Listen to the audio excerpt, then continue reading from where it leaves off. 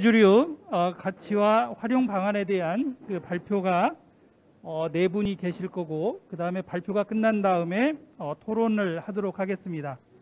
그러면 시간이 지금 시작이 할 수 있는 시간이 되었기 때문에 먼저 첫 번째 발표는 그 국립해양생물자원관의 조기철 박사님이 해양미세조류 연구 동향 및 바이오뱅크에 대해서 말씀을 해주시도록 하겠습니다. 박수로 환영해 주시기 바랍니다.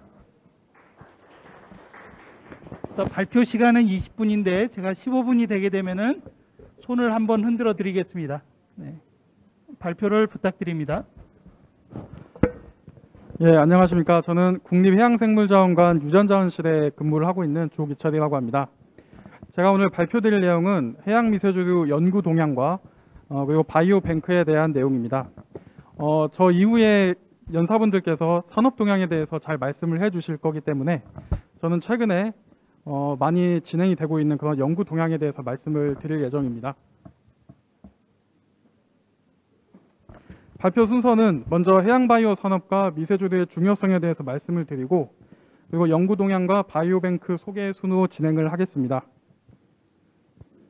먼저 해양바이오 산업과 미세조류의 중요성에 대해서 말씀을 드리겠습니다. 우리가 해양바이오 그리고 해양바이오 기술, 해양바이오 산업에 대한 그런 용어들을 많이 사용을 하고 있습니다. 여기서 이런 용어들은 엄연하게 구분이 되어서 우리가 정의를 할 수가 있는데요. 먼저 해양바이오는 해양자원 중에서 살아있는 유기체, 즉 해양생물자원 그 자체를 의미한다고 할 수가 있습니다. 그리고 해양바이오 기술은 이런 해양바이오 자원을 가지고 과학기술 응용하는 것을 정의를 하고 있고요. 그리고 해양바이오 산업은 이런 해양바이오를 원료로 생명공학 기술을 이용해 생산활동을 하는 산업이다라고 우리가 정의를 할 수 있습니다. 그래서 현재 보건의료 분야인 레드바이오, 농업식량 분야인 그린바이오, 에너지 환경 분야인 화이트바이오로 많이 구분해서 이야기를 하고 있습니다. 현재 해양바이오 국내 시장 규모는 2017년 기준에서 5,369억 원 규모로 추산이 되고 있고, 2018년 기준으로는 6천억 원 규모로 추산이 되고 있습니다. 해양수산부는 이러한 현재 해양바이오 산업 규모를 2030년까지 1조 2천억 원 규모로 확대하겠다는 그런 계획을 세우고 있고요. 현재 해양미세조류가 이러한 해양바이오 산업에 굉장히 큰 관심을 끌고 있습니다. 그럼 해양미세조류가 무엇인가? 그러니까 미세조류에 대한 정의를 살펴보게 되면 광합성을 수행하는 눈에 보이지 않는 엽상체 식물이라고 정의를 할 수가 있습니다. 여기서 엽상체 식물은 줄기나 이 뿌리같이 이런 기관들이 명확하지 않은 그런 하등 식물을 의미를 하고요. 그리고 광합성을 수행을 하기 때문에 물과 빛, 이산화탄소, 무기영양 염류 등을 이용을 해서 식물처럼 증식이 가능합니다.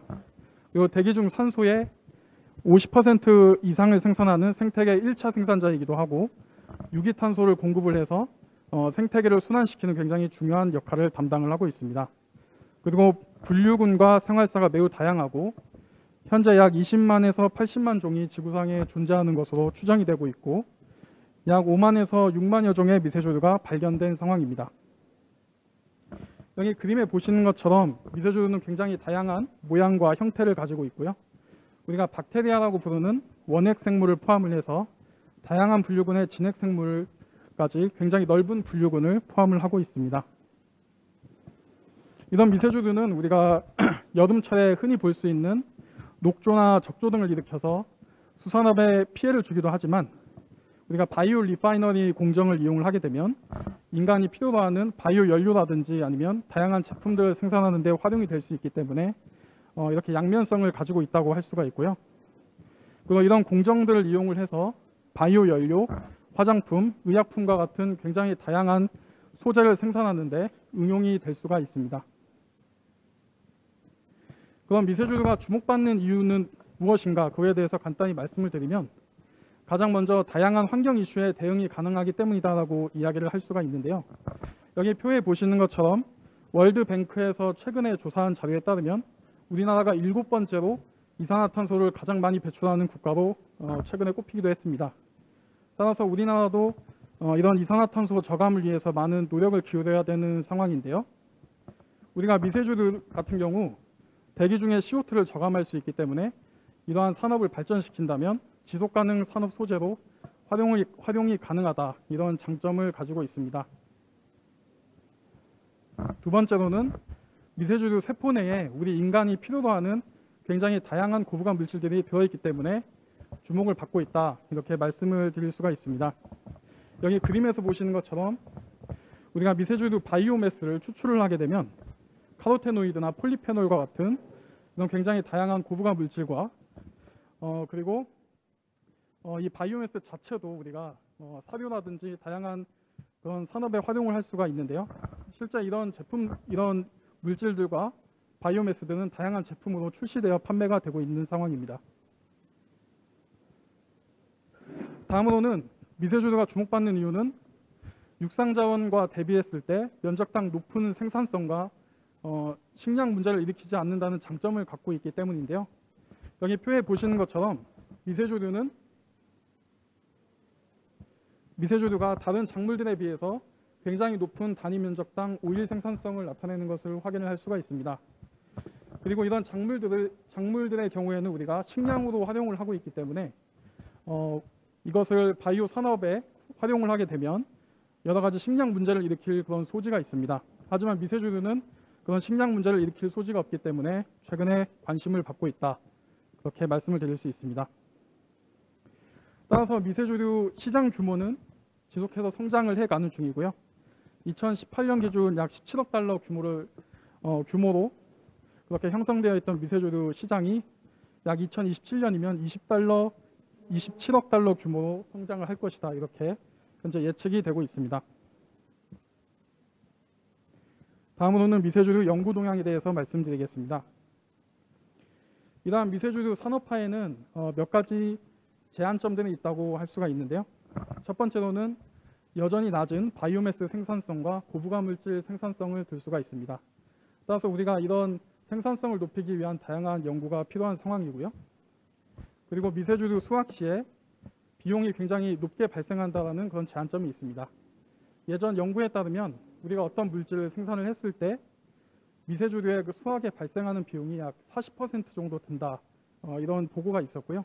따라서 우리가 이런 미세조류 수확을 위해서 좀 더 많은 연구를 통해 비용을 절감할 필요가 있다고 할 수가 있습니다. 그리고 다음으로는 응용 가능 미세조류 자원이 부족하다는 그런 제한점이 있는데요.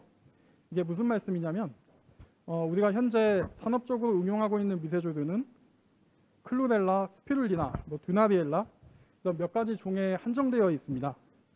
따라서 현재 다양한 미세조류들을 안정성 평가를 통해 우리가 글라스 추가 인증을 하고 이를 통해 다양한 산업에 활용할 수 있는 그런 연구들이 필요한 상황입니다. 그리고 형질전환 연구가 최근 많이 진행이 되고 있는데요. 이런 형질전환 미세조류의 경우에는 우리가 LMO 안전 관리를 통한 엄격한 심사 과정이 필요한 상황입니다. 하지만 이런 미세조류 LMO 심사 관리에 대한 그런 기준점이라든지 그런 것들이 아직 제대로 마련이 되어 있지 않기 때문에 산업화하는 데 많은 제한점을 가지고 있다고 할 수 있습니다. 따라서 현재 미세조류 연구는 이러한 제한점들을 해결하기 위한 다음과 같은 분야들이 연구가 되고 있고요.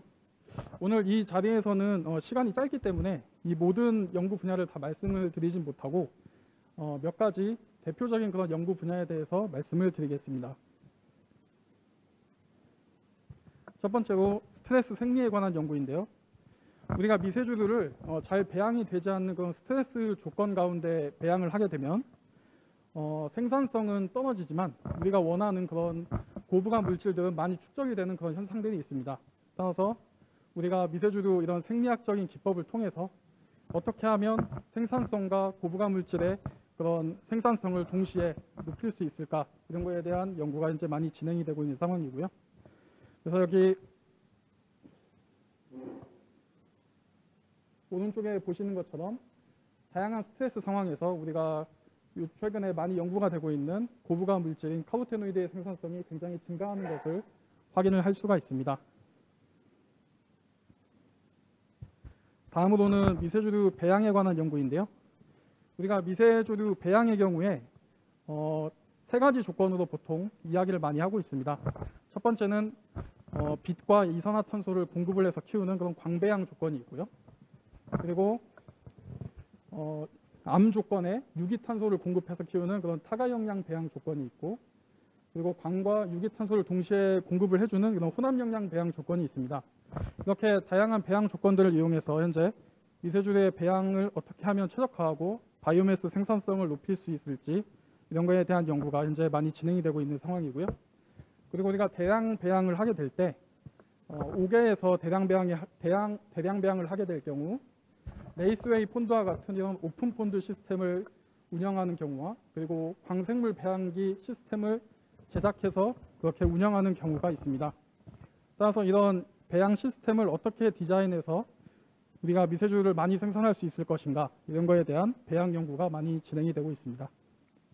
그리고 이런 광생물 배양기 시스템과 오픈 폰드 시스템을 결합한 이런 하이브리드 시스템에 대한 연구라든지, 아니면 우리가 바이오매스를 많이 키워놓고 아까 말씀드렸듯이 어떤 스트레스 조건을 주고 우리가 원하는 고부가 물질을 대량으로 생산할 수 있는 그런 2단계 배양에 대한 연구, 이런 연구도 현재 많이 진행이 되고 있는 상황이고요.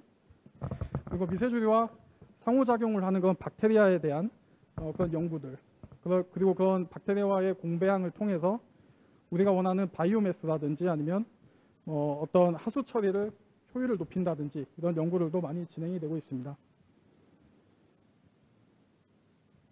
다음은 수학 기법에 대한 연구인데요.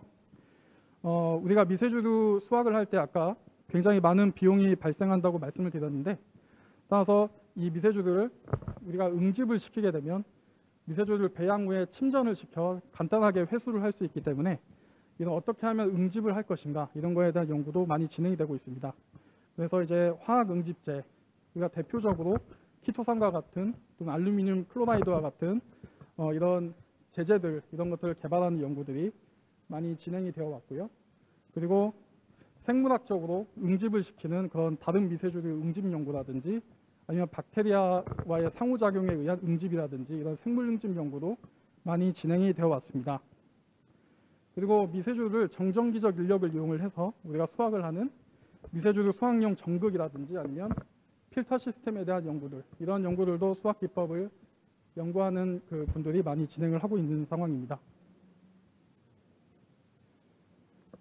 다음은 유전공학기술 연구인데요. 아까 말씀드렸듯이 그런 스트레스 상황에서 우리가 고부가 물질이 많이 축적이 된다고 했는데, 그때 관여되는 유전자들이 무엇인가를 우리가 밝혀내고 그 유전자들을 이용을 해서 형질전환 미세주류를 만든 다음 어떤 생산성을 높이는 그런 연구들이 많이 진행이 되고 있는 상황이고요. 그리고 안테나 색소라고 부르는 그런 클로로필, 엽록소와 같은 이런 물질을 조절을 해서 우리가 광합성 효율을 높이는, 그래서 그 광합성 효율을 통해 바이오매스 생산성을 높이는 그런 광합성 색소 관련 형질전환 연구가 또 많이 진행이 되어 왔습니다. 그리고 기타 그 밖에 우리가 최근에 많이 연구되고 있는 크리스퍼 카스9 유전자 가위 기법, 그런 형질전환 기법에 대한 연구들도 현재 많이 진행이 되고 있고요. 그리고 앞에서 말씀드렸던 그런 제한점 중에 한 가지인 LMO 안정성에 대한 그런 연구들, 이런 연구들도 현재 많이 진행이 되고 있는 상황입니다. 다음으로는 해양 미세주류 바이오뱅크에 대해서 소개를 해드리겠습니다. 현재 국립해양생물자원관에서는 해양 바이오뱅크를 운영을 하고 있는데요. 이 해양 바이오뱅크는 해양 바이오 소재 확보에 어려움을 겪고 있는 기업이나 대학 기관 등의 어떤 자원을 확보를 하고 이것을 분양 시스템을 통해 제공을 함으로써 해양 바이오 산업의 발전과 확대를 목적으로 설립이 되었습니다. 현재 우리 해양 바이오뱅크는 해양 추출물은행, 해양 미생물은행, 해양 유전자원, 그리고 해양 미세주류 이 4개의 뱅크가 운영이 되고 있습니다. 그중에서 해양 미세주류 바이오뱅크는 산업 수요에 특화된 해양 미세주류 확보를 통해서 고품질 배양체와 특성 정보를 제공하는 것을 목표로 2020년 1월부터 분양 서비스를 개시해서 운영이 되고 있고요. 저는 이번 연도부터 현재 해양 미세주류 바이오뱅크를 담당을 하고 있습니다. 그래서 현재 총 118주의 균주를 보유한 상황이고요. 2021년 9월 28일 기준으로 17건 57점의 분양 실적을 기록을 하고 있습니다. 그러면 여기서 산업화에 유리한 종이 무엇인가라고 우리가 이야기를 했을 때 가장 먼저 높은 바이오매스와 고부가 물질을 생산성이 높은 그런 균주가 산업화에 유리하다고 이야기를 할 수가 있고요.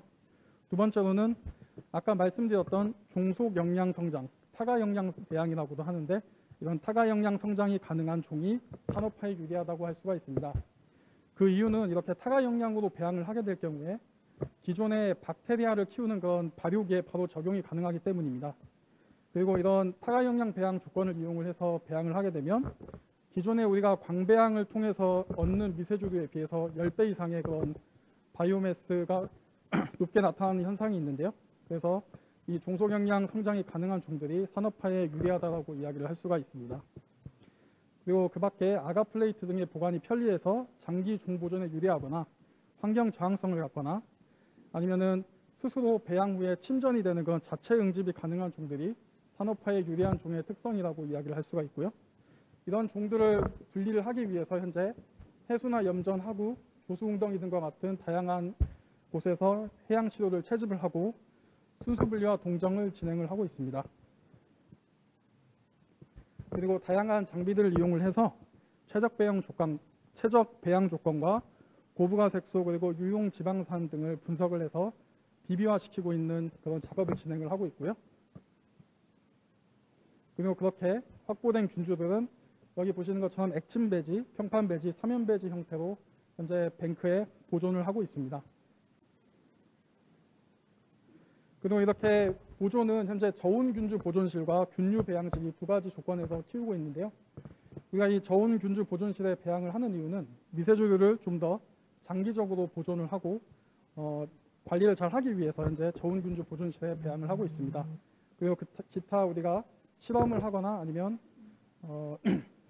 그 분양이 나가는 종들의 경우에는 균류 배양실 최적 조건의 그런 균류 배양실에서 배양을 해서 분양을 현재 나가고 있는 중이고요. 추후에는 이런 해양 미세조류의 장기 보존 연구도 계속해서 진행해 나갈 예정입니다. 그래서 정리를 하게 되면 우리 해양 미세조류 바이오 뱅크에서는 유용 미세조류를 분리 동정을 하고 그리고 최적 배양 조건, 색소 및 지방산을 분석해서 DB에 등록을 하고 있고요. 이러한 정보들과 미세조류 균주를 연구 개발자들에게 분양을 하고 있습니다. 그리고 그 밖에 이제 타가영양 배양이 가능한가의 유무에 대해서도 지속적으로 스크리닝을 진행을 하고 있고요. 그리고 자체 응집 유무도 현재 다양한 실험을 통해서 확인을 하고 있는 중입니다. 그래서 앞으로 이런 정보들도 같이 제공을 할 수 있는 그런 시스템을 계속 구축해 나갈 예정입니다. 그리고 우리 미세조류 균주를 배양을 해서 이 배양한 바이오매스를 모아 추출물을 제조를 하고 이 추출물들의 다양한 효능들을 함께 분석을 하고 있는 중입니다. 그래서 항산화, 향균, 그리고 항장품, 항염증 등과 같은 이런 효능 분석을 통해서 기능성 식품이나 의약품, 바이오 소재의 활용 가능성에 대해서도 계속해서 탐색을 해 나가고 있습니다. 우리 해양 미세조류 바이오뱅크는 최신 기술을 반영을 해서 계속적으로 표준 운영 지침서를 주기적으로 점검하고 업데이트를 하고 있는 중이고요. 그리고 이번 연도에는 품질 관리 분야 국제 인증 ISO를 획득을 완료를 한 상황입니다. 그래서 앞으로 더 좋은 서비스를 많은 연구자들에게 제공해 나가도록 노력을 하겠습니다. 오늘 발표를 요약 및 정리하자면 먼저 미세조류는 환경 이슈 대응과 해양 바이오 산업 발전을 위한 최적의 생물이다라고 이야기를 할 수가 있고요. 그리고 미세조류 산업 발전의 제한점들을 해결하기 위해서 지속적인 연구들이 필요한 상황입니다. 그리고 해양 미세조류 바이오뱅크는 말씀드린 그런 산업화의 제한점들을 해결할 수 있는 자원들을 지속해서 확보해 나갈 그런 예정입니다. 그리고 해수부와 함께 체계적 연구를 통해 해양 바이오 산업 발전에 이바지해 나가겠습니다. 네, 제 발표는 여기까지입니다. 감사합니다. 네, 감사합니다. 저희들이 시간 관계상 나중에 30분간 토의고도 있고 그러기 때문에 질문은 그때 다 모아서 그렇게 받도록 하겠습니다. 네, 감사합니다.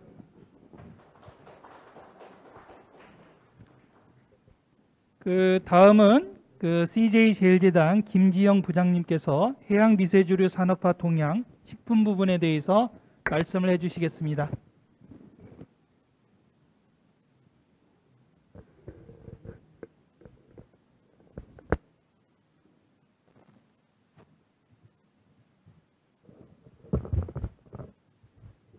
네, 안녕하세요. 저 CJ제일제당의 김지영이라고 합니다. 먼저 이러한 자리에 초청해 주신 해양수산부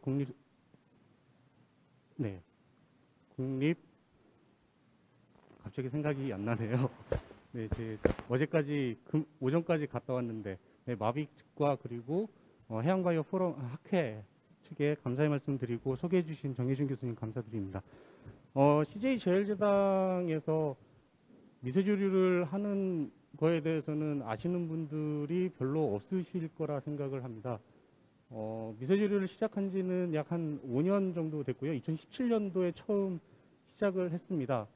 제가 15년도에 입사를 했고요. 그 전에 14년도에 여기에 계시는 저희 안치용 박사님과 오이목 박사님 그리고 김희식 박사님 밑에서 포닥을 하면서 미세조류를 좀 더 깊게 심도 있게 연구를 하려고 하다가 짧은 기간 같이 생활하면서 제일제당으로 입사를 했습니다. 그 입사한 이후에 잠시 제 전공 분야였던 환경 쪽에 일을 하다가 17년도부터 미세조류 분야에 대한 일을 본격적으로 시작을 했고 한 4년, 지금 현재 4년간에 걸쳐서 연구 개발을 진행을 하면서 좀 더 발전된 기술과 그리고 새로운 미세조류를 활용한 새로운 분야에 대해서 어떤 쪽을 좀 더 사업화를 시킬 수 있을지에 대해서 탐색하고 지금 한참 진행 중에 있고요. 관련된 내용은 아직 저희 쪽에서 기업 측에서 아직 제품 출시나 공식적인 발표가 안 된 상황이어서 이 자리를 통해서 공식적으로 말씀을 드리긴 그렇지만 그래도 간략히 언급은 드릴 수 있도록 하겠습니다. 금일 제가 이 자리에서 말씀을 드릴 내용은 해양미세조류 산업화 동향에 관련된 내용이고 주로 식품 분야이고요. 전반적으로 기능성 식품이나 전체적인 그 식품에 대한 내용을 조사를 해서 발표를 드리기에는 너무 방대한 분량이어서 전체적인 기능성 식품 소재에 대한 시장성이 얼마나 되고 그 시장 중에서도 그 기능성 식품 중에서도 한 분야에 대해서 좀 더 집중적으로 분석을 하고 그 식품 분야에 대해서 메이저 플레이어들에 대한 그 현재 산업화 동향, 산업 전략에 대해서 두 업체를 집중 분석한 내용에 대해서 발표를 드리도록 하겠습니다.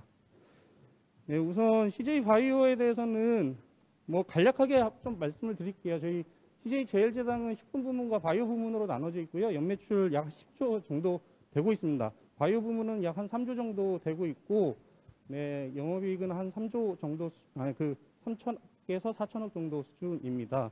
요즘 코로나 이슈로 모든 기업들이 어려운 상황이지만, CJ 제일제당은 식품 기업으로서 HMR 시장이 조금 활성화가 되다 보니, 조금 팬데믹 상황에서도 영업이익이 좀 소폭 상승한 상황이고요. CJ 제일제당 바이오 부문은 레드바이오, 화이트바이오, 그린바이오 세 영역에 있어서의 연구를 진행을 하고 있습니다. 곡물 시장부터 환경까지 전 영역에 걸쳐서 연구를 수행을 하고 있고, 주 연구 분야는 휴먼 뉴트리션과 애니멀 뉴트리션, 플랜트 뉴트리션, 그리고 효소, 바이오 컨트롤, 생물성 소재, 그리고 바이오 웨이스트 컨트롤까지 거기에 기반한 합성생물학이나 오믹스 분석, 그리고 대사공학, 그리고 배합, 생물 공정공학 등 다양한 분야의 연구 키 요소를 기반으로 연구 영역을 확장을 하고 있습니다. 사료 첨가제나 식품 첨가제, 그리고 그린 프로테인, 그리고 식물 영양, 생물학성 소재, 마이크로바이옴 등 세 영역, 레드바이오나 화이트바이오, 그린바이오 세 영역에 걸쳐서 다양한 제품들을 출시를 하고 있으며, 미생물 영역에 있어서는 대상공학, 오이스 분석, 효소, 단백질 공학 등을 이용을 해서 현재 아미노산 분야에 있어서 글로벌 넘버원을 유지를 하고 있고, 기타 핵산과 TNR이라고 하는 테이스트 앤 리치에 대해서 지금 현재 글로벌 마켓시어 넘버 1위를 고수를 하고 있습니다. 기타 균주 개발 영역뿐만 아니라 공정, 그리고 정제, 그리고 공정 최적화에 대한 분야도 역시나 그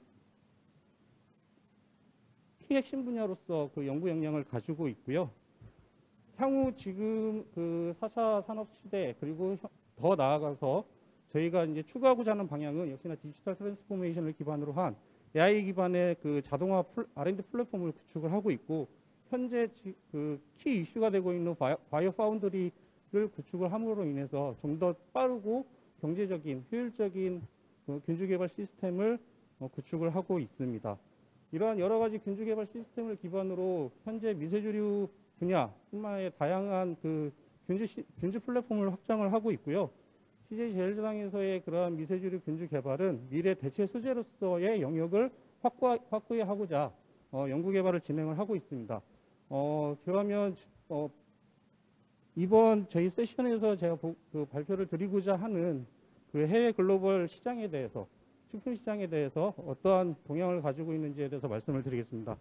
앞서 조기철 박사님께서 미세주류에 대해서 다양한 영역을 소개를 해주셔서 이 부분은 스킵을 하도록 하겠습니다. 주로 저희 바이오 영역에서는 식품과 사료, 그리고 헬스케어 앤 파마, 그 건강기능식품과 제약, 소재 쪽으로 많이 접근을 하고 있고, 레드바이오나 그 화이트바이오 쪽에 해당하는 뭐 환경이나 매터리얼 쪽으로는 아직까지 미세주류 영역으로, 미세주류 균주 플랫폼 기반으로는 현재 그 많은 연구가 진행되고 있지는 않고, 앞서 말씀드린 그 푸드 앤 피드 그리고 헬스케어 앤 파마 쪽으로 집중 연구를 진행을 하고 있다라고 말씀을 드리고 싶습니다. 전체적으로 자료조사를 했을 때 글로벌 국가별로 미세주류 기반 기능성 소재 생산 대표 기업이 2014년 기준으로 아스타산신 제품으로 8개, 베타카로틴으로 10개, 스피룰리나 제품이 15개 기업, 클로렐라 70개, 화장품 관련 기업이 8개 등 전 세계적으로 다수의 미세주류 기반 기업들이 포진을 하고 있고요. 미세주류 연구 개발의 그 발전 방향이 2000년대 초반에는 고유가 시대에 맞춰서 바이오 연료 중심으로 움직였다라고 하면, 지금 현재로서는 기능성 고부가치 소재로 패러다임 시프트가 진행이 되고 있고, 보시는 바와 같이 다양한 글로벌 국가들도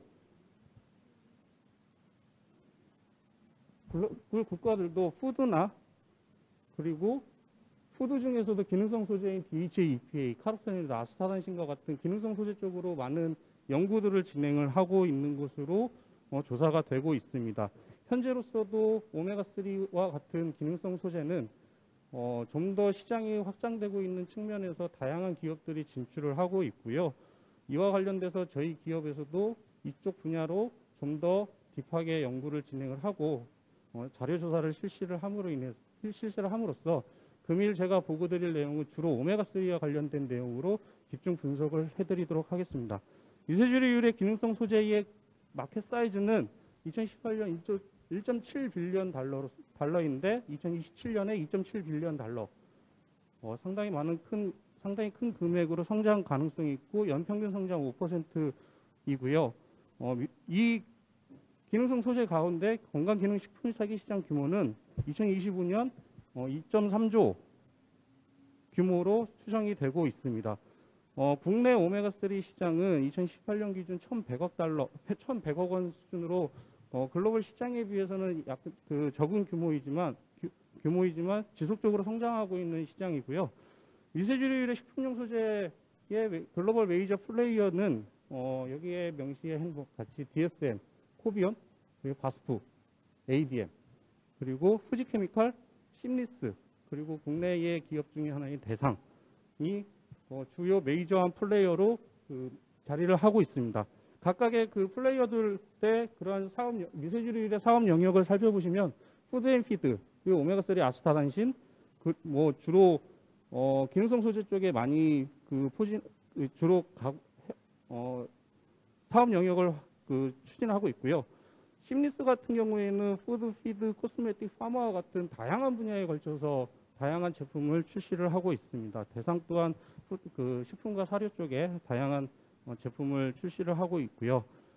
이와 같이 오메가3를 비롯한 카로테놀 시장도 급격하게 성장하고 있는 그 고부가치 시장으로서 향후 미세조류 기반 그 기능성 소재 영역으로서 사업 가치가 날로 성장을 할 수 있다라고 볼 수 있을 것 같습니다. 오메가3에 대해서 좀 더 구체화시켜서 시장을 좀 더 분석을 좀 해드리면 오메가3는 주로 어유 유래로 시장이 형성돼 있습니다. 어유 유래는 총 오메가3 시장은 100만 톤 시장이고요. 사료용 오메가3와 식품용 오메가3로 포진되어 있습니다. 사료용 오메가3는 어유 유래 기반으로 저가에 형성이 돼 있고 식품용 오메가3는 고가의 영역으로 포진되어 있습니다. 사료는 역시나 저가에 포진되어 있지만 그만큼 양이 많고요. 약 한 800만 톤 수준이고 식의약류 수준은 약 한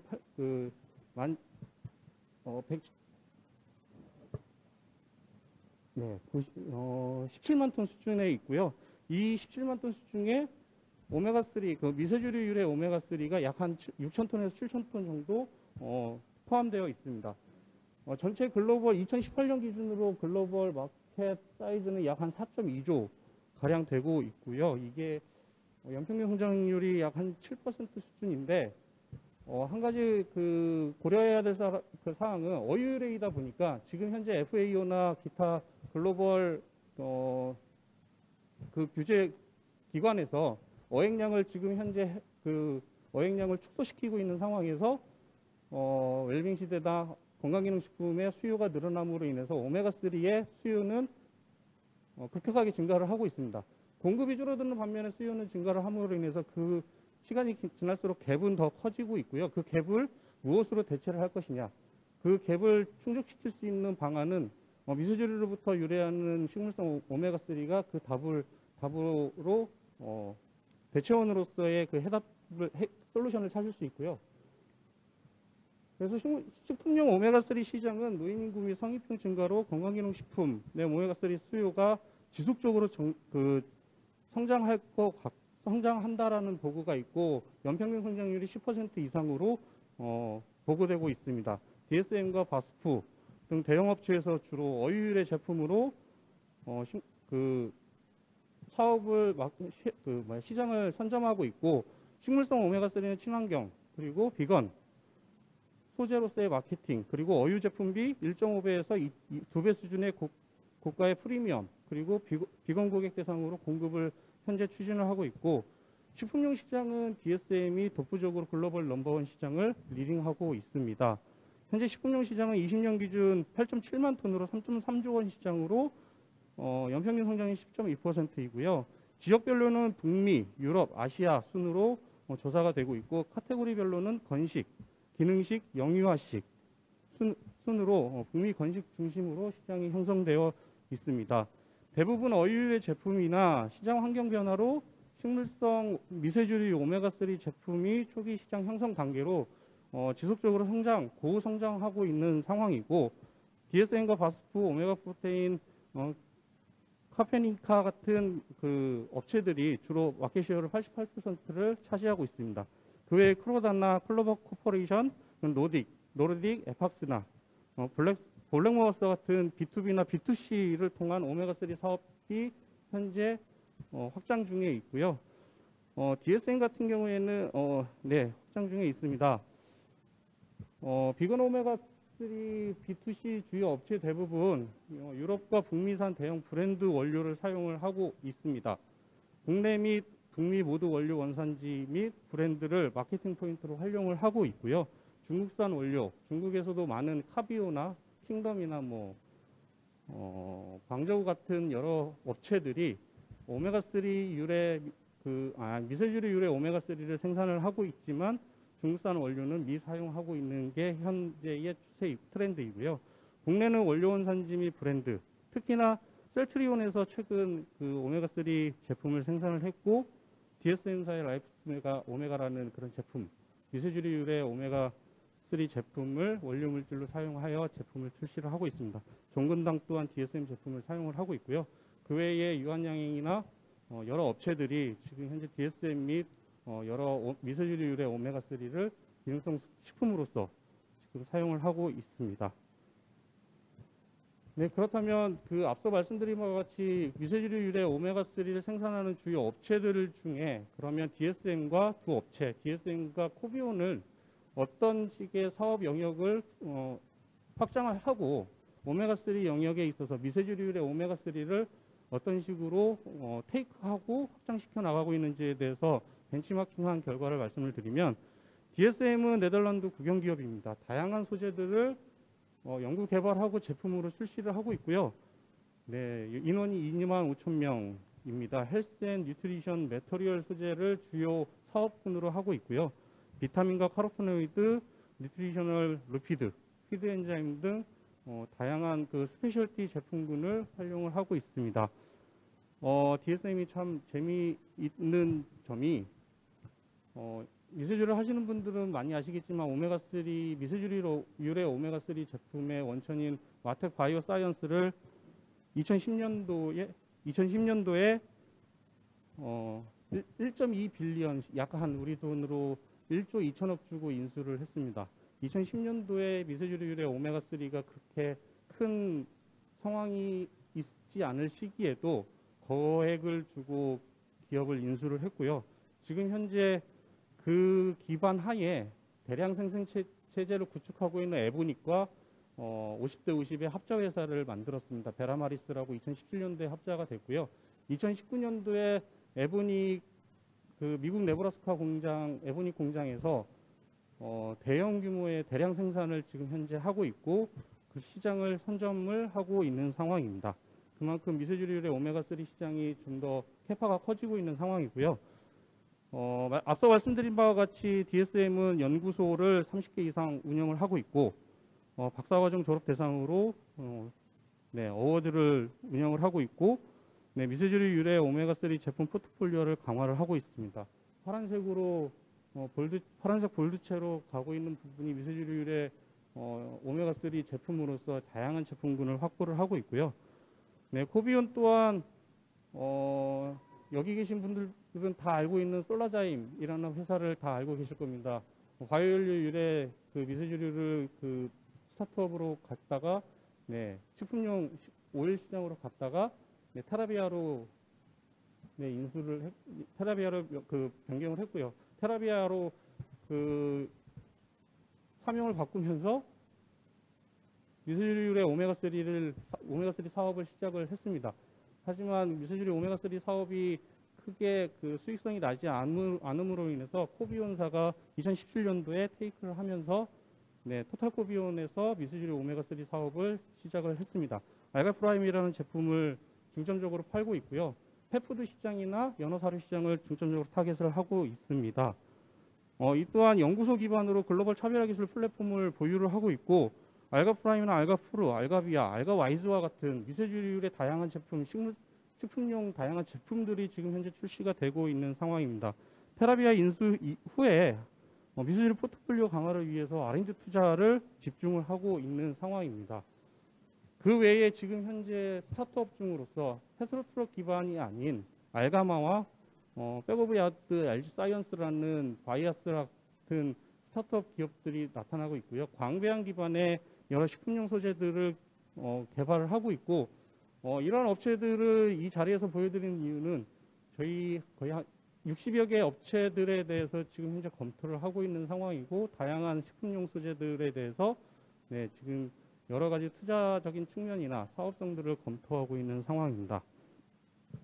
그 외에 이제 미세주류 유래로 오메가3 외에 무엇을 할 수 있을 것이냐라고 했을 때는 미세주류 초기부터 많이 활용이 됐던 그 프로테인 시장을 접목을 시킬 수 있고요. 프로테인으로서는 사료용 프로테인도 있지만 식품용 프로테인도 있을 수 있습니다. 현재 대체육이나 배양육이 성행을 하고 있고 그 성행하고 있는 대체육 시장에 식물성 프로테인으로서 대체 단백 소재로서 미세주류 유래 소재들을 많이 활용을 하고 있습니다. 대체육 시장의 진입 가능성을 예상을 하면서 2019년 4.8 빌리언 달러인데 2027년까지 대체육 시장은 7.6 빌리언 달러까지 성장 가능성이 있고요. 앞서 말씀드린 그 코비온사의 경우에 글로벌 식품업계와 미세주류 회사 간 협력 및 고리 현황들이 나타나고 있습니다. 네슬레사와 코비온사가 2019년에 미세주류 유래 단백 성분을 활용한 얼터너티브 프로테인 마켓 진입 연구 개발을 수행을 하고 있고요. 유니레버와 알지니티사의 2020년 협업을 통해 단백질을 활용한 단백 영양 소재 연구 진행이 되고 있는 상황입니다. 미세주류 유래 단백 소재의 대체육 시장 진입 및 진출 가능성 확대는 아시는 바와 같이 미세주류는 그라스 인증을 받은 종들이 많고요. 미생물 소재 활용 가능성이 높고 고단백 함량으로서 유효 아미노산 활용이 가능합니다. 단백 성분의 기타 지질 탄수화물 및 인그리디언트 성분도 활용 가능성이 있기 때문에 다양한 그 대체 단백 소재로서 활용 가능성이 높다라고 전망이 되고 있고 실질적으로 많은 테스트 연구 개발이 진행이 되고 있습니다. 여기까지 제가 간략히 산업화 동향, 식품용 시장에 대한 산업화 동향을 말씀을 드렸고 약 한 2분 정도 저희 CJ 바이오에서의 마이크로 LG를 어떤 방식으로 갈 것이냐라고 말씀을 드리면 저희 미세주류 사업 분야는 크게 유용물질 생산과 3세대 바이오매스 기술 서비스 분야로서의 사업성을 검토를 하고 있습니다. 유용물질 생산은 바이오 기술 영역과 가장 유사한 분야로서 사업 분야는 다시 세분화를 해서 식품용 소재, 사료용 소재, 의약용 소재, 화장품 원료, 바이오 에너지 등 앞서 말씀드렸던 조기철 박사님께서 말씀드렸던 미세주류의 전 분야를 다 두루두루 다 검토를 하고 있고요. 3세대 바이오매스로서는 뭐 다 아시는 바와 같이 미세주류 자체가 3세대 바이오매스이기 때문에 이 부분을 어떻게 활용할 수 있을지에 대해서 고민을 하고 있고 저희는 이제 발효 회사이다 보니 미세주류를 당원으로서 사용할 수 있는 방안에 대해서 지금 다각적으로 고민을 하고 있습니다. 다만 광합성을 이용한 광배양에 대한 그 생산성 이슈가 있기 때문에 그 당소스를 얼마만큼 저가로 만들 수 있겠느냐라는 큰 해결해야 될 문제점이 있지만 그래도 미래의 가능성을 보고 현재 그 다양한 측면에서 검토를 하고 있고요. 기술 서비스로서는 저희의 장점이라고 볼 수 있는 메타볼릭 엔지니어링 기법을 이용해 대장균 코리네에 적용시켰던 모든 균주 기법들을 미세주류에 활용을 함으로 인해서 미세주류 균주 플랫폼을 다각화시키고 라이브러리를 확장시킴으로 인해서 기술 이전을 할 수 있는 다양한 물질들을 생산할 수 있는 균주들을 개발을 하고 그 개발된 균주들을 기반으로 사업을 추진을 하거나 아니면 필요로 하는 여러 업체들에게 기술 이전을 할 수 있는 그런 기술 서비스를 진행을 하고자 하고 있습니다. 대략적인 제품은 저희는 앞서 말씀드린 그 프로테인 대체 소재로서 피쉬밀을 대체하고자 하는 시도하고자 여러 제품을 만들고 있고요. 3세대 바이오매스 소스로서 SPC 시장을 선점을 하고자 제품 개발을 하고 있고 현재 제품 출시를 앞두고 있습니다. 저희는 발효 기법으로 발효 기반 미세주류 배양을 하고 있고요. 아직까지 광배양을 이용한 미세주류 제품 출시는 시기적으로 조금 부족한 부분이 있고 기술적인 허들이 있어서 사업적으로는 출시가 조금 겨려지는 부분이 있습니다. 여러 가지 제형 제품을 개발을 했고 CJ 솔루션 아쿠아피드 시장 쪽으로의 CJ 솔루션을 제공을 할 수 있는 역량을 보유를 하고 있습니다. 전반적인 저희가 생산하고 있는 미세주류율의 SCP, SCO 제품에 대한 프로시드라고 볼 수 있고요. 저희는 ESG 관점에서 다양한 측면에서 확보를 하고 퍼멘테이션 테크놀로지를 이용한 기법 그리고 서스테이너빌리티를 확보하고자 미세주류를 다양하게 활용을 하고 있습니다. CJ 바이오는 코린의 이콜라이 다 아시는 바와 같이 코린의 이콜라이 기반의 강점을 가지고 있고요. 바실러스 이스트, 펀자이, 농업미생물을 확보를 하고 있습니다. 여기에 한 가지 더 균주 플랫폼을 확장을 시켜서 미세주류 균주 플랫폼을 구축을 하고 있습니다. 저희는 균주율의 라이브러리를 확보를 기존에 했다라고 하면 이제는 이제 패러다임을 좀 바꿔서 공정 기반의 공정 맞춤형 균주를 개발을 하고 아니면 제품 맞춤형 균주를 개발을 하고 있는 시스템으로 패러다임을 변환을 하고 있습니다. 미세주류 정리를 조금 해주셔야 네, 마지막 되겠네요. 슬라이드입니다. 5분이 지났습니다. 마지막입니다. 저희 CJ 제일상에서 말씀을 드리고자 하는 것은 미세주류의 사업이 앞서 전유진 교수님께서 기조연설에서도 말씀하셨듯이 아직까지 R&D 기반으로는 많이 연구가 진행이 되고 있지만 해양바이오 소재 아이템적인 측면에서는 그 전망이 많이 높다라고 볼 수 있으나 현재 사업적으로 기술 이전이나 사업화가 진행된 케이스는 많이 적습니다. 이런 부분을 CJ제일상에서 지금 현재 정부 그리고 학계나 연구소 그리고 기업들 간의 연계를 통해서 그리고 심포지움을 통해서 오픈 이노베이션을 통해서 사업성과 기술성을 검토를 하고 네, 이 부분을 기술 이전 및 사업화를 할 수 있도록 지금 다양한 채널을 열고 있고요. 지금 제가 열심히 발로 뛰고 있습니다. 네, 혹시나 여기 계신 분들 중에 혹시나 많은 기술들을 보유하고 계시고 저희 쪽과 혹시 사업적으로 관심 있으신 분들께서는 언제든지 연락을 주시면 오픈마인드로서 열심히 제가 찾아뵙고 네, 방문을 드리도록 하겠습니다. 이상입니다. 감사합니다. 네, 감사합니다. 네. 다음은 키오스트 강도영 박사님께서 해양 미세조류 산업화 동향, 에너지 부분에 대해서 말씀을 해주시겠습니다. 반갑습니다. 뒤에 잘 들리세요?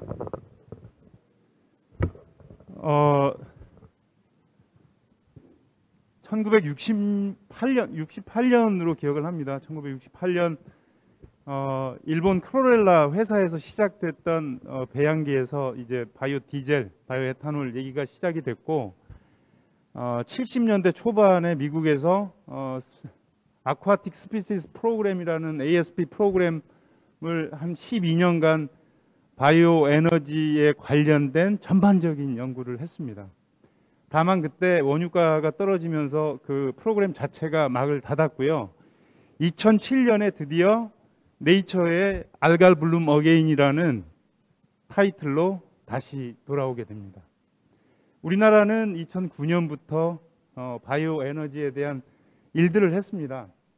우리도 똑같이 원유 가격, 그다음 바이오 디젤 가격 이런 것들 때문에 굉장히 이제 힘들어하고 있죠. 오늘 제가 말씀드릴 거는 첫 번째로는 에너지 파트입니다만 미세조류를 100%를 활용할 수 있도록 하는 1타 5P 뭐 한 선수가 홈런도 잘 치고 도루도 잘하고 뭐 이런 것도 있지 않습니까?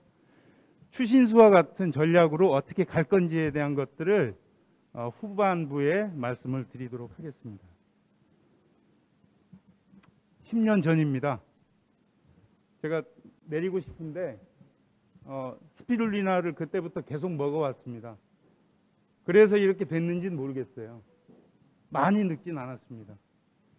이때가 2009년 저희가 이제 33종을 테스트 배양하고 그 중에서 바이오 디젤하고 에탄올로 전환시킬 수 있는 대상종들을 선정을 하던 시기였습니다. 가장 중요했던 건 환경에 대한 부담을 굉장히 저감시킬 수 있는 종이다. 특히 온실가스에 대한 부분.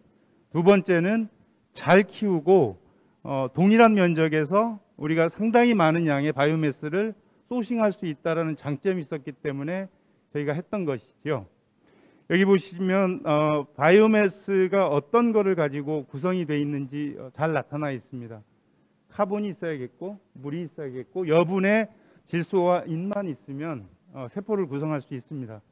얘네가 이제 더블링하는 시간은 하루가 될 수도 있고 일주일이 될 수도 있습니다. 아까 이제 김정 부장님도 말씀하셨고 조 박사님도 말씀하셨지만 더블링하는 그 시기, 그 다음에 소스들 어떻게 이제 우리가 처리하는지에 따라서 그 후반부의 프로세스는 완전히 틀려질 수가 있습니다. 약 3만 종에서 100만 종 이상이라고도 보고하는 분들이 있습니다. 다만 저거는 우리가 이제 예측하는 것이겠고요. 바이오매스 측면에서 본다면 일반적인 육상 식물에 비해서 10분의 1밖에 안 됩니다. 10분의 1이 어떠한 영향을 우리에게 주고 있는가라는 것들을 어떤 한 과학자는 이렇게 얘기를 했습니다. 세상에서 가장 중요한 식물이 조류다라고 정의를 했습니다. 그 첫 번째로는 10분의 1밖에 안 되는 바이오매스가 생산하는 산소가 지구 전체의 50% 이상이라는 겁니다. 대단히 흥미로운 일인 것이죠.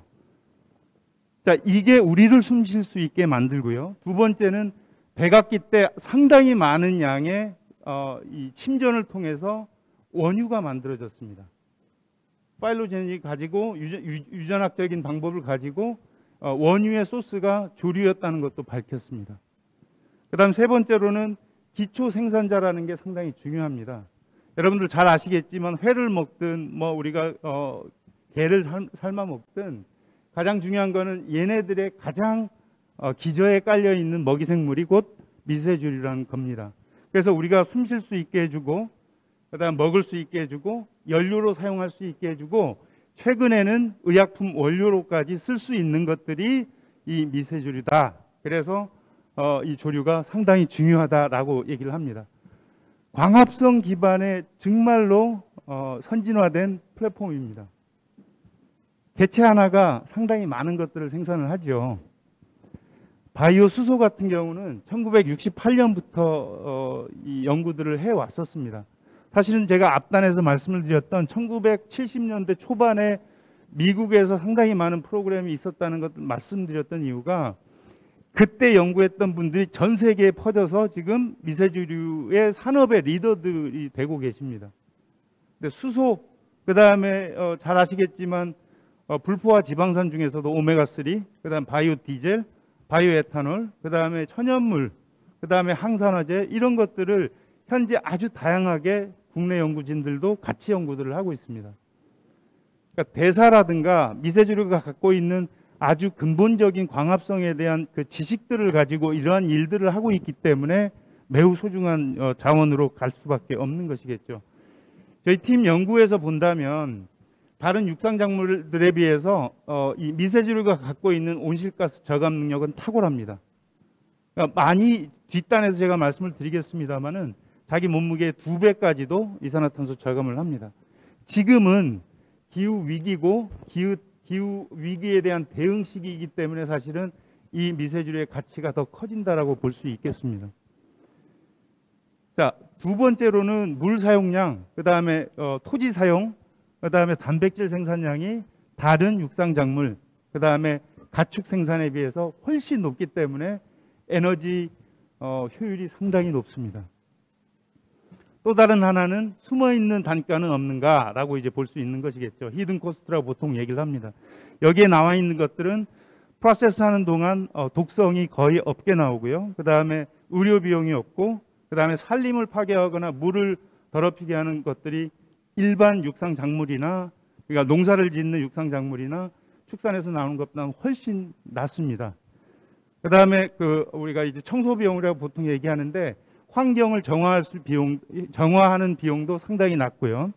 그 다음에 군축화 비용, 그 다음에 의료용 이런 보험이라든가 이런 것들도 거의 없습니다. 이런 것들 때문에 히든 코스트가 없다라고 볼 수 있고요. 이 사이클이 사실은 우리가 이제 원유를 채굴해서 현재 우리가 운송에다가 쓰고 있는 디젤과 이 많은 기름의 종류들을 생산하는 과정입니다. 수억 년에 걸리는 시간인 것이죠. 그런데 우리가 이제 미세조류를 가지고 하자는 것이 바로 요 아주 쇼터만 스케일을 쓰자는 겁니다.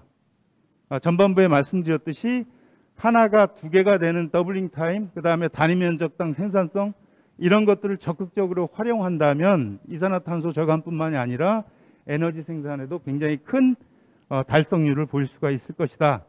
이건 뭐 예전에 저희가 이제 하던 겁니다만은 노란색이 중성지방들입니다. 저거를 전환시켜서 바이오 디젤들을 만들고요.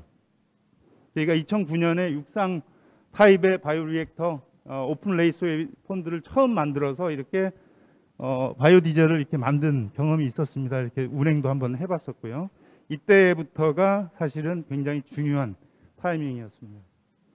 한 7가지 종을 가지고 저희가 33종부터 시작했던 게 7가지 종으로 줄어들었고 생산성, 그 다음에 물질에 대한 분석 이런 것들이 끝난 걸 가지고 원료 생산을 얼마나만큼 할 수 있는지에 대한 것들을 영흥도하고 안산 플랜트 2군데에서 계속 검증을 했습니다.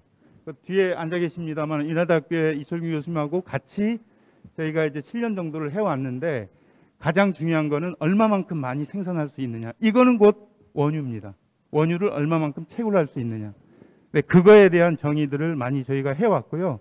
최근에 논문을 퍼블리시를 했는데 거기에서 저희가 제안했던 거는 시나리오별로 했을 때 현재 우리가 갖고 있는 생산 단가는 8불 정도 된다.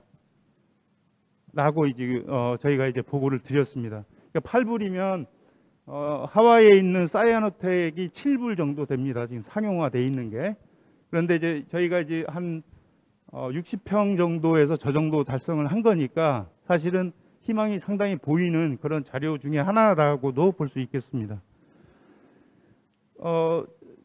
전반부에 계속 말씀을 드렸습니다마는 백악기 때 상당히 많은 조류들이 지층에 쌓여서 일정한 온도와 압력에서 생긴 원유를 저희가 계속 이렇게 리파이너리 과정을 통해서 산업계에서 쓰고 있습니다. 산업계에서 쓰고 있는데 문제는 이 우리가 산업계에서 나가는 블랙카본을 다시 80% 이상 어떻게 회수를 할 것이냐라는 것이 현재 국가 정책이 돼버렸습니다.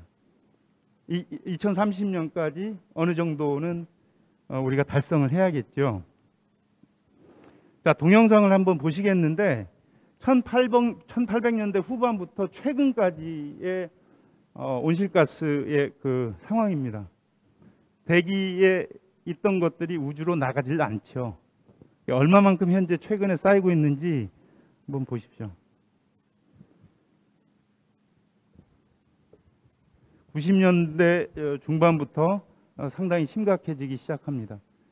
저 때가 사실은 2007년에 프린스턴 대학에서 시나리오를 처음에 내놨던 시기입니다. 그 내놨던 것 중에 가장 중요한 게 우리가 얘기하고 있는 400ppm에 대한 얘기를 했고 1.5도 2도씨를 2007년에 얘기를 했습니다. 너무 늦은 거죠, 현재는요.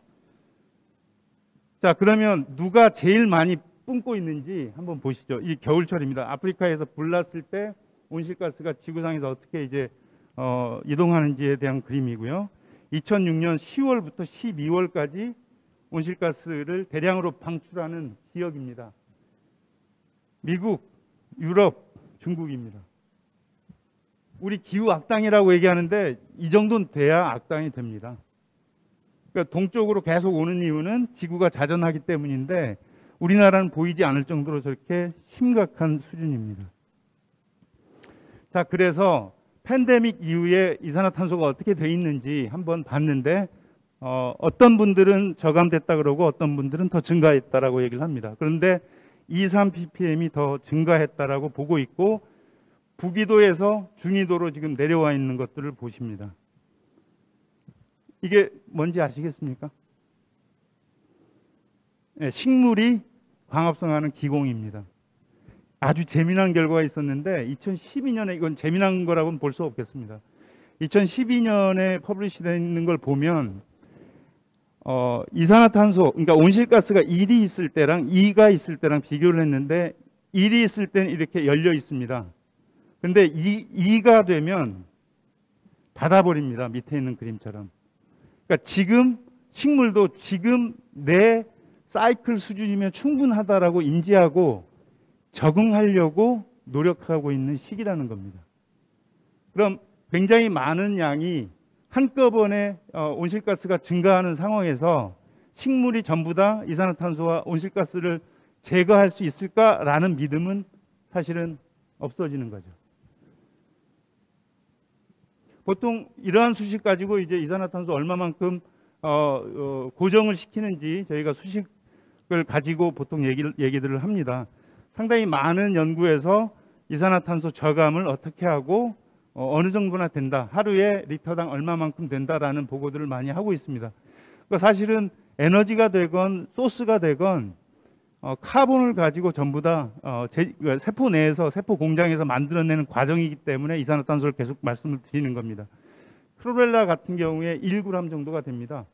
이거를 전 지구적으로 얼마만큼 이산화탄소를 저감할 수 있을지를 봤더니 놀랍게도 7.3%의 육지만 쓰면 65억 톤을 매년 저감시킬 수 있다라는 결론이 났습니다. 물론 랩에서 실험한 걸 가지고 너무 크게 벌리는 경향도 있지만 중요한 거는 그 지점에서 출발점이 될 수 있다는 게 굉장히 중요합니다.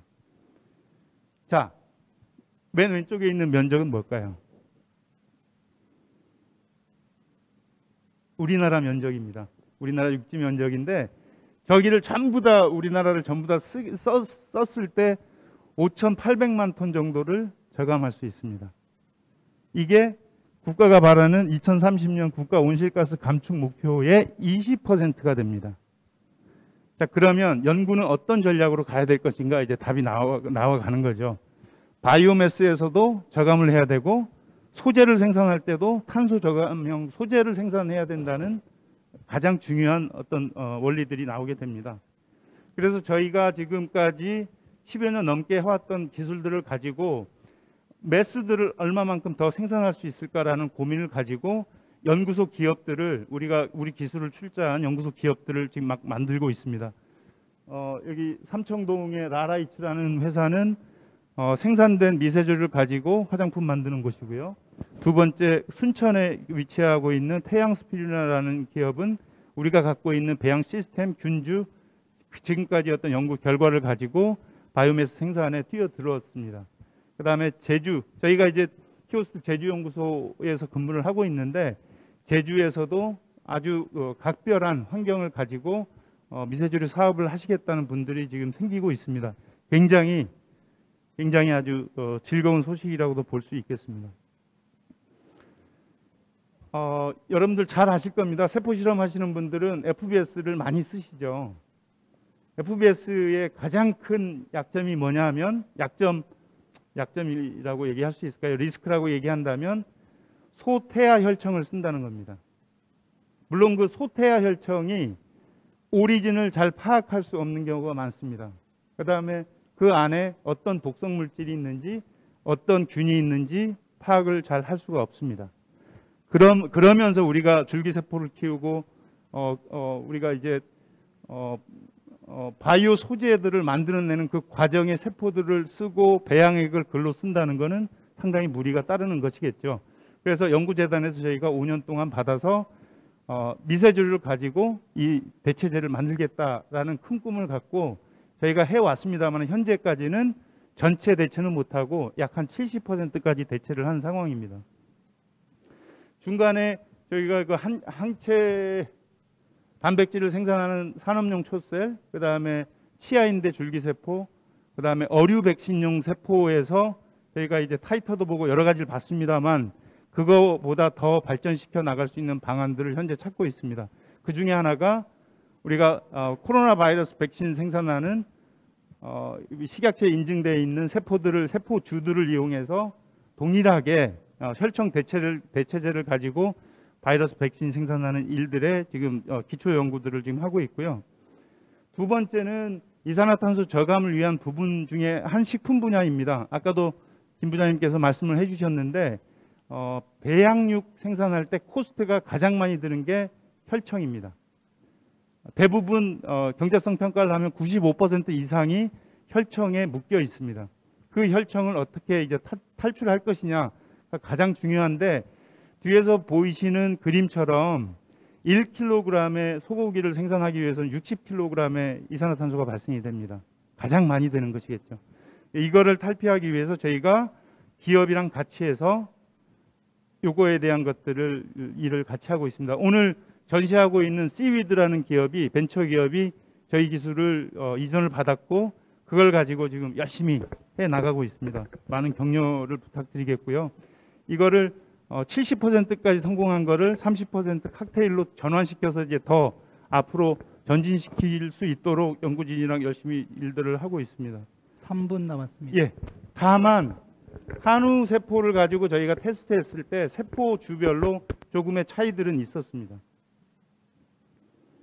그다음에 아시는 분은 아시겠지만 인지기능 개선에 대한 부분도 저희가 이제 지금 기능성 식품으로 진행을 하고 있고 한국 야쿠르트하고 내추럴웨이랑 같이 연합해서 일을 하고 있습니다. 자, 땅덩어리가 좁기 때문에 많은 아이디어가 필요합니다. 건축물에 어떻게 적용을 할 것이냐. 이거는 이제 독일에 있는 리얼한 빌딩입니다. 지금 짓고 있고 밖에서 미세줄을 키우면서 안에 있는 온도도 보호하고 이산화탄소 저감하는 그런 예시가 되겠고요. 이거는 컨셉인데 밑에는 스마트팜을 만들고 위에는 미세주류 팜하고 풍력기를 같이 넣어서 하이브리드 시스템으로 이산화탄소 저감, 그다음에 폐수 처리 이런 것을 공유할 수 있는 시스템으로 가고 있습니다. 그다음 고속도로 주변에 방음막 같은 것도 이용할 수 있다는 전제가 되겠고요. 태양광, 그다음에 바이오매스 같이 결합해서 건물이랑 같이 이제 놓고 갈 수 있는 그런 아이디어들도 많이 나오고 있습니다. 말하자면 두 가지가 가장 큰 장점입니다. 첫 번째는 현재 우리 산업 생태계에 전혀 문제를 주지 않는다. 더 좋아지게 하면 좋아지게 했지 이거를 나쁘게 하진 않는다. 두 번째는 아주 많은 탄소 저감 소재들을 우리가 개발을 해서 국가가 바라는 그 목표에 조금이라도 도달하게끔 만들 수 있는 소재들이다라고 볼 수 있습니다.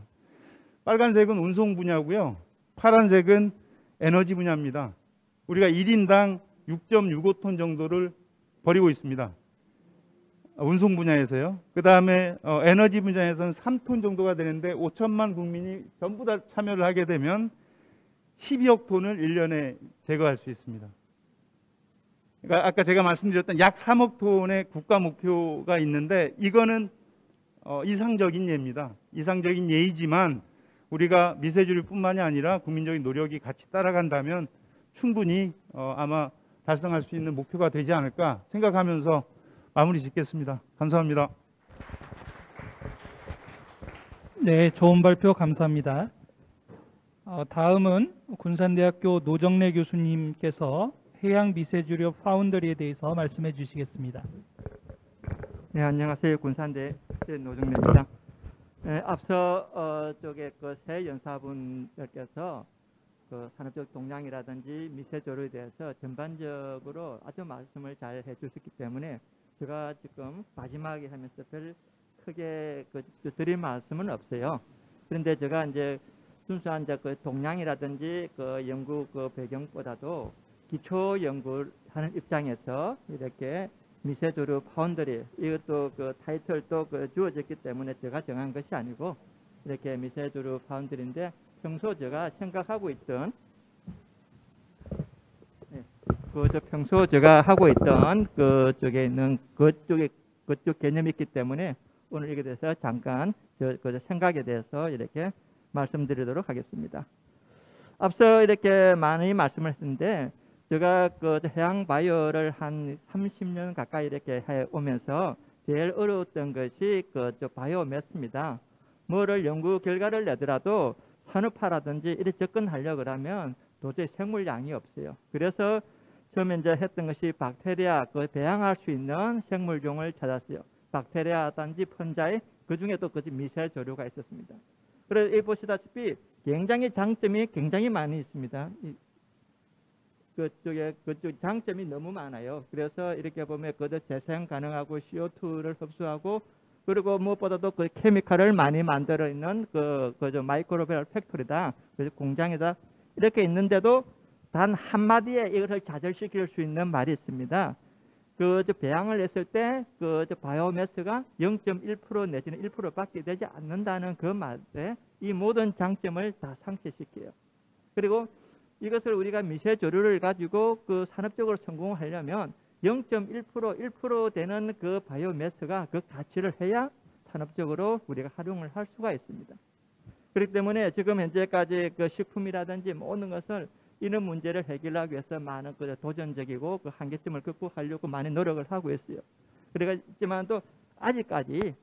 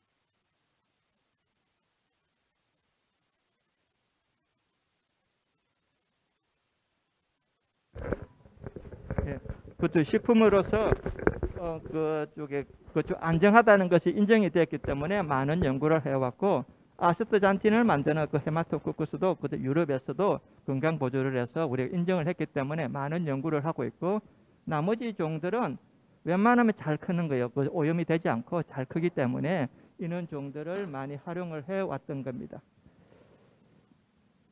그리고 이것도 인터넷에 있는 건데요. 잘 앞서 우리가 그 연사분들께서 잘 설명을 해주시는데요. 이 미세조류를 키우는 것은 몇 가지 조건이 있습니다. 영양염이라든지 온도라든지 빛이라든지 이런 게 있는데 이런 조건이 어떤 배합이나 어떤 비율에 따라서도 만들어지는 그 상태가 틀립니다. 어떤 물질을 많이 만들 수도 있고 적게 만들 수도 있고 굉장히 그 기초적인 것이 많이 들어가게 됩니다. 그 상태에서 우리가 오픈 펀드라든지 그쪽에 있는 것이 강반응기를 이용해서 대량으로 키워가지고 이렇게 하고 있죠. 그 사료라든지 그 에너지를 얻고 있는데 이거는 그 외국에서 이렇게 있는 건데 그쪽에 이거는 광반응기고 그 해외 학교에서도 봤는데 굉장히 부러운 그쪽에 있는 것이 광경이에요. 우리나라는 이렇게 오픈 펀드를 할 수 있는 여건이 못 되는 겁니다. 인터넷에서 그 관련되는 그 자료가 있어서 이렇게 가져온 것이고요. 그래서 우리가 바이오매스를 많이 했을 때 경제성을 높이기 위해서 리파이너리라는 개념을 지난 10년부터 이렇게 계속 써왔어요.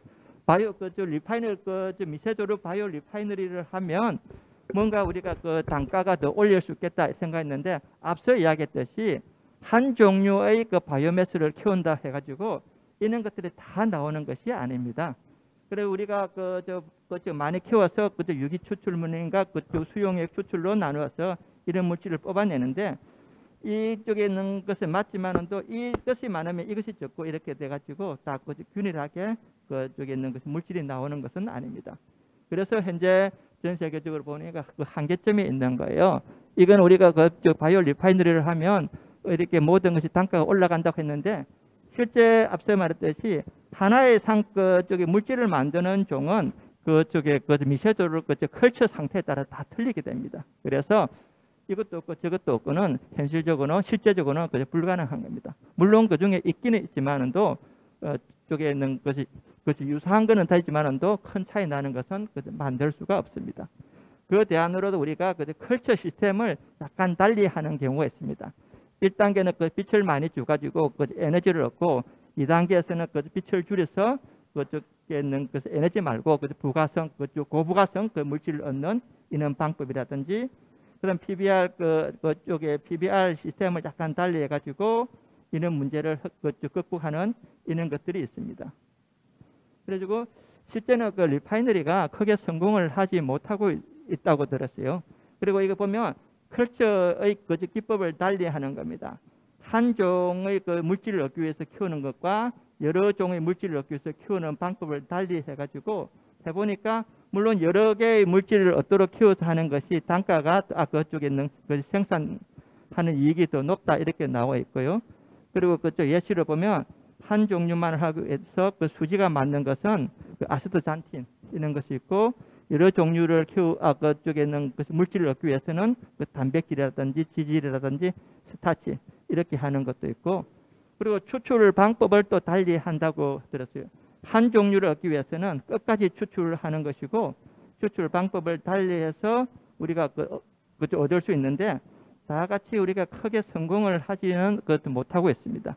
그리고 바이오 리파이너리가 우리 생각만큼은 그렇게 성공적이지 못하다 하는 것이고요.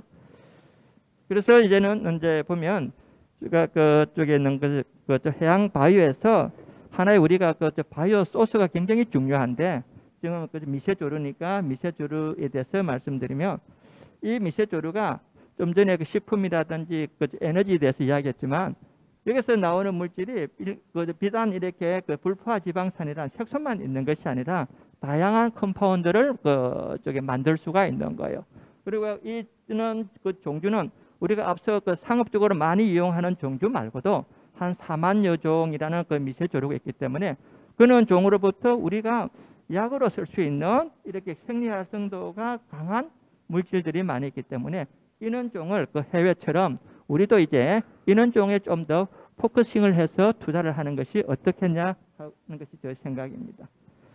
물론 여기서 우리가 그쪽에 기능성 그 소재로 넣는 그 색소가 있지만 이것은 색소뿐만 아니라 그 양리 효과가 있습니다.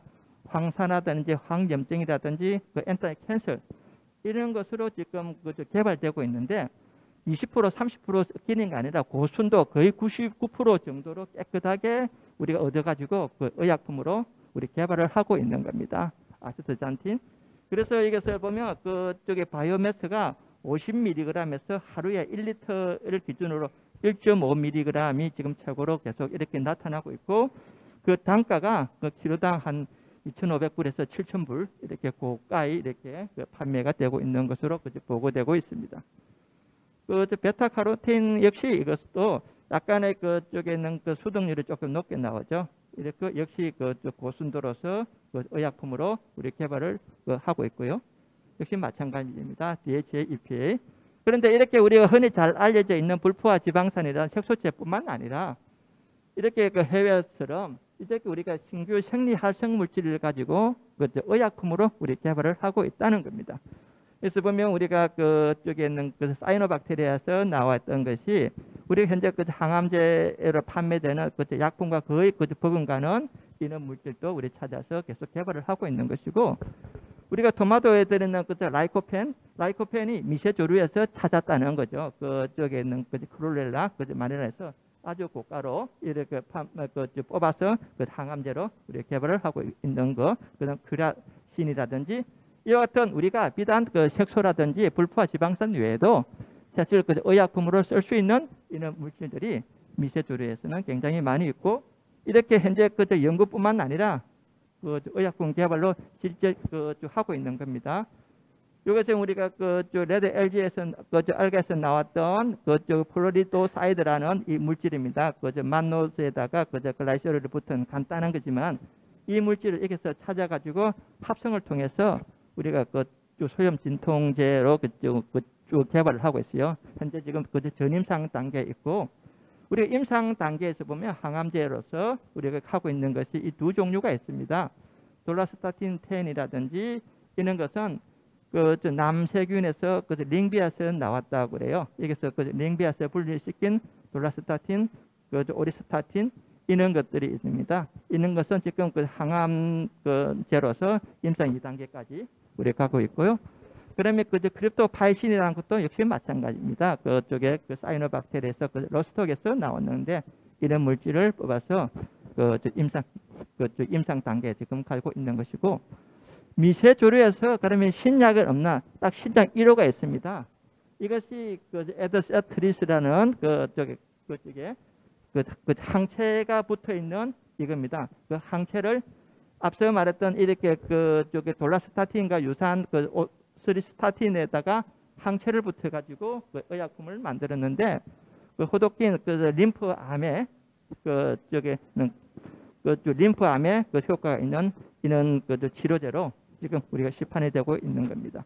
이와 같이 우리가 미세조류를 가지고도 의약품이라든지 의약품 개발을 하고 있는 것이 지금 해외 현재 사정입니다. 그리고 있는데 이것도 지금 이거는 국내 제가 했던 연구인데요. 이것을 우리가 국내 미세조류에서도 잘 찾아보니까 신규 생리활성가는 물질이 나오기는 해요. 나왔는데 제가 그쪽에 있는 것이 300리터를 키워가지고 이렇게 나와서 2.5mg 나왔어요. 2.5mg 나와가지고 이것을 활성화는 그렇게 많이 할 수 없고 약간 독성이 있다는 것을 가지고 미국 학회지에다가 보고를 했는데 올 초에 보니까 독일 막스 플랑크 연구소에서 제가 이렇게 찾았던 물질을 그대로 합성을 했더라고요. 합성했던 이유를 왜 그랬냐면 이렇게 신규 새로운 물질을 찾아놓고 효능을 전혀 그쪽에 있는 것을 연구를 하지 않아 가지고 자기네들이 합성을 해서 효능 연구를 하겠다 하는 것이 서론에 나와 있어요. 그렇게 보니까 우리가 이렇게 많은 연구자들이 이렇게 기초 연구를 하고 있는데 그 다음부터 계속 연결이 안 되는 이유가 그쪽에 있는 것이 뭐냐 그러면 바이오매스입니다. 그래서 여기에서 앞에서 많은 고부가성 물질 몇 프로, 20%, 30% 섞이는 기능성 소재가 아니라 순수하게 거의 90% 이상의 의약품으로 쓸 수 있는 물질을 이쪽에 찾고 있는데 다 PBR 형태로 다 그쪽 배양을 했고 함량을 보면 끔찍하게 적습니다. 그렇기 때문에 이것은 우리가 그 돈이 되기 때문에 현재 이렇게 우리가 계속 연구를 하고 있고 이런 과정이 있고 그래서 제가 오늘 이제 그 하려고 하는 결론은 뭐냐면 우리가 새로운 기존에 많은 연구되어 있는 미세조류 말고 우리 국내에서도 꽤 많이 우리가 그또 새로운 그 미세조류도 있고 그 기능성 있는 미세조류가 있는데 기초 연구를 학교라든지 연구소라든지 많은 분들이 연구를 하고 있습니다. 특허도 많이 낸 것도 있고 그는 그 중에서 하이밸류 타겟이라는 것을 찾았을 겁니다. 찾았는데 그것도 또 스트레인에서 찾았기 때문에 그것이 어떻게 배양하고 옵티마이즈 되어 있는 조건도 알고 있을 겁니다. 이것을 그냥 사장시키지 말고 특허라든지 많은 연구 결과가 있으면 이것을 마침 우리가 박테리아를 대량으로 키워서 그 다음부터 효능을 더 이렇게 산업적으로 이용 가능한지를 우리가 살펴야 되는데 미세조류도 국내에서는 박테리아를 대량으로 키우는 데 꽤 많이 있습니다. 하지만 미세조류를 우리가 50톤, 쉽게 말하면 100톤 이렇게 할 수 있는 데는 아무도 없습니다. 그 정도로 해야 우리가 순수한 물질을 한 100mg 이상을 뽑을 수가 있습니다. 그게 왜 뽑느냐? 그래 해야 우리가 경제성, 타당성을 해야 되고 우리가 그 화장품의 소재를 쓴다 하더라도 임상이라든지 전임상을 반드시 거쳐야 됩니다. 그리고 우리가 동물 실험을 하는데 기본으로 100mg이 최소 들게 되거든요. 그래서 이 정도 이렇게 우리가 그 파운드리라는 것은 위탁 생산입니다. 이렇게 자기네들의 찾고 타겟에서 찾고 미생물에 대해서 트렌을 찾으면 이것을 넘겨서 대량으로 경제성 타당성이라든지 그쪽에 타당성에 산업적으로 이용할 수 있는 판단을 할 수 있도록 키워주는 시설이 필요하다는 거죠. 지금 현재 우리가 바이오매스 때문에 현재 제가 보기로서는 모든 해양 바이오가 정체되어 있다고 저는 생각되고 있어요. 꼭 미세조류뿐만 아니라 모든 것도 그런 취지에서 제가 이쪽에 슬라이드를 하나 가지고 앞으로 이런 그 단계를 해서 요 단계까지도 여기서 끝나는 것이 아니라 더 가보자 하는 것을 제가 말씀드립니다. 그리고 나서 그 다음부터는 그 오믹스를 적용해서 만일에 우리가 물질에서 경제적으로 타당성이 있다 그러면 앞서 이야기했던 각종 우리가 그 오믹스 기술을 동원해 가지고 생산량을 늘릴 수가 있어요. 그리고 그 다음에 그것이 한 종류뿐만 아니라 다르게 어떤 활용될 수 있는 그 바이오 어베일리티도 우리가 그 생각해 볼 수도 있는 겁니다. 그런데 이렇게 파운드리라는 것은 문제점이 있는데 역시 당연히 바이오 매스 스케일업 하는 겁니다. 그래서 우리가 그쪽에 있는 것이 보고해 보면 베타카로틴을 1년에 1톤을 양산하기 위해서 18만 리터를 키우면 이렇게 그쪽에 된다고 이렇게 나와 있고 푸코잔틴 같은 경우는 54만 리터를 키워야 1톤을 얻을 수가 있다는 그 보고가 있더라고요. 그리고 그러니까 우리가 이렇게 스케일업을 하려고 그러면 굉장히 어려움이 제일 우리가 그 미세조류에서는 어려움이 있는데 에너지를 얻기 위해서 그만큼 키우는 것보다도 우리가 실제 고부가성 1mg이라든 1g에서 한 3,000불 하는 정도로 그렇게 한다 그러면 어떻게 그쪽 같은 비용에서 이렇게 우리가 할 수 있을 것 같아요. 그리고 더 우리가 그 경제성이 맞다 그러면 헤테로트로픽 하는 것도 한번 출하해 볼 수 있고 그래서 우리는 그 중요한 것은 경제성으로 타당성을 우리가 조사하는 것이 먼저 우선이다 하는 거죠. 그렇게 했고 또 큰 것을 보면 스트레인은 일반적으로 우리 상업적으로 많이 쓰는 것은 쉽게 키울 수 있지만 어떤 고부가성의 물질을 내는 것은 굉장히 배양하기 힘들어요. 힘든데 그렇기 때문에 이것은 아무도 키울 수 없으니까 우리가 그 전문가 양성이 굉장히 필요를 합니다.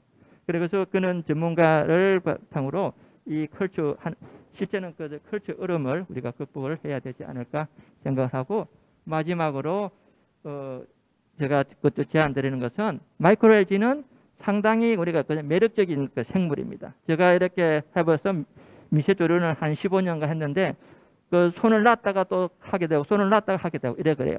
했다가 너무 힘드니까 하지 않다가도 또 그 되돌아보면 저것만큼 또 좋은 게 없다고 이렇게 생각이 돼요. 그다음에 키워서 조건을 약간 받고 스트레스를 주면 새로운 물질이 나타나요. 그래서 그렇기 때문에 좋은 그 바이오 소스가 되는 거예요. 미세 바이오 쪽의 컴파운드에 대해서. 그렇기 때문에 우리가 그것을 조금 더 확대를 하면 실험실 스케일에서 그래서 매스 칼처까지도 연계시켜서 조금 더 우리가 확장을 해보는 것이 어떻겠냐 하는 것을 제가 제안을 드리고, 그리고 아까 0.1% 내지는 1% 되는 산물을 그에 맞는 우리가 그 고부가성의 물질을 찾자 하는 것이 것이고, 두 번 그렇게 하기 위해서는 우리가 전문화되어 있는 컬처 시스템을 국내에 아마 지금 전혀 없는데 도입하는 것이 어떻겠나 제안을 하면, 이것이 우리가 마이크로LG 전문가들이 많이 활동을 할 수 있는 어떤 기회를 제공할 수도 있고, 그리고 우리가 쪽에 있는 것이 마린 바이오 소스로서 충분히 우리가 역할을 할 수 있지 않을까, 이런 취지에서 제가 오늘 이렇게 미세두루 파운드리에 대해서 저 생각을 말씀드렸습니다. 네, 감사합니다.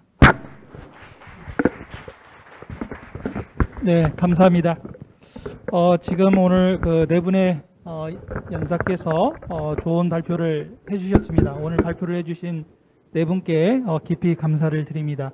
그러면 다음이 지금 토론 및 질의 응답 시간인데요. 그래서 먼저 장내에 테이블을 만드는데 좀 시간이 한 5분 정도 소요될 거라고 생각이 됩니다. 멀리 가지 마시고 한 5분 뒤에 저희들이 다시 할 수 있도록 그렇게 하겠습니다. 대단히 감사합니다.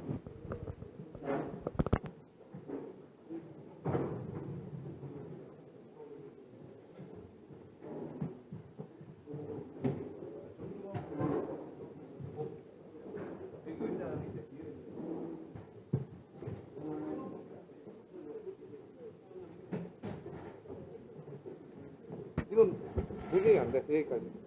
그리고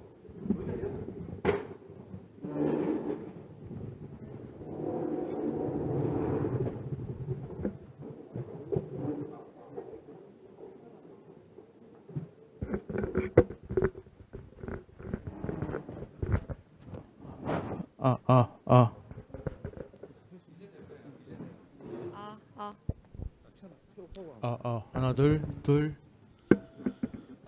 하나 둘 둘 둘 하나 둘 둘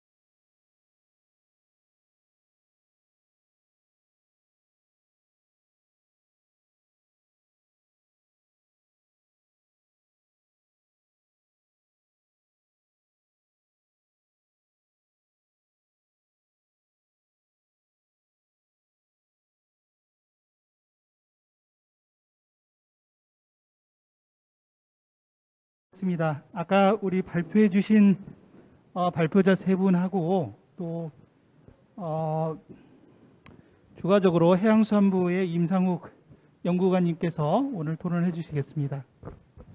그 다음에 죄송합니다. 경찰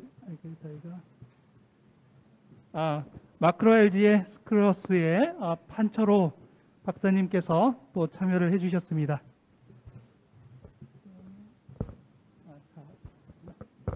자, 그러면 아까 저희들이 그 발표하시는 그 연사분들의 발표를 조금 더 많이 듣기 위해서 질의응답을 뒤로 미뤘는데, 혹시 아까 발표하신 내용 중에서 꼭 이거는 물어보고 싶다라고 하시는 게 있으시면 지금 질의를 해주시기 바랍니다. 네, 우리 전원선 교수님.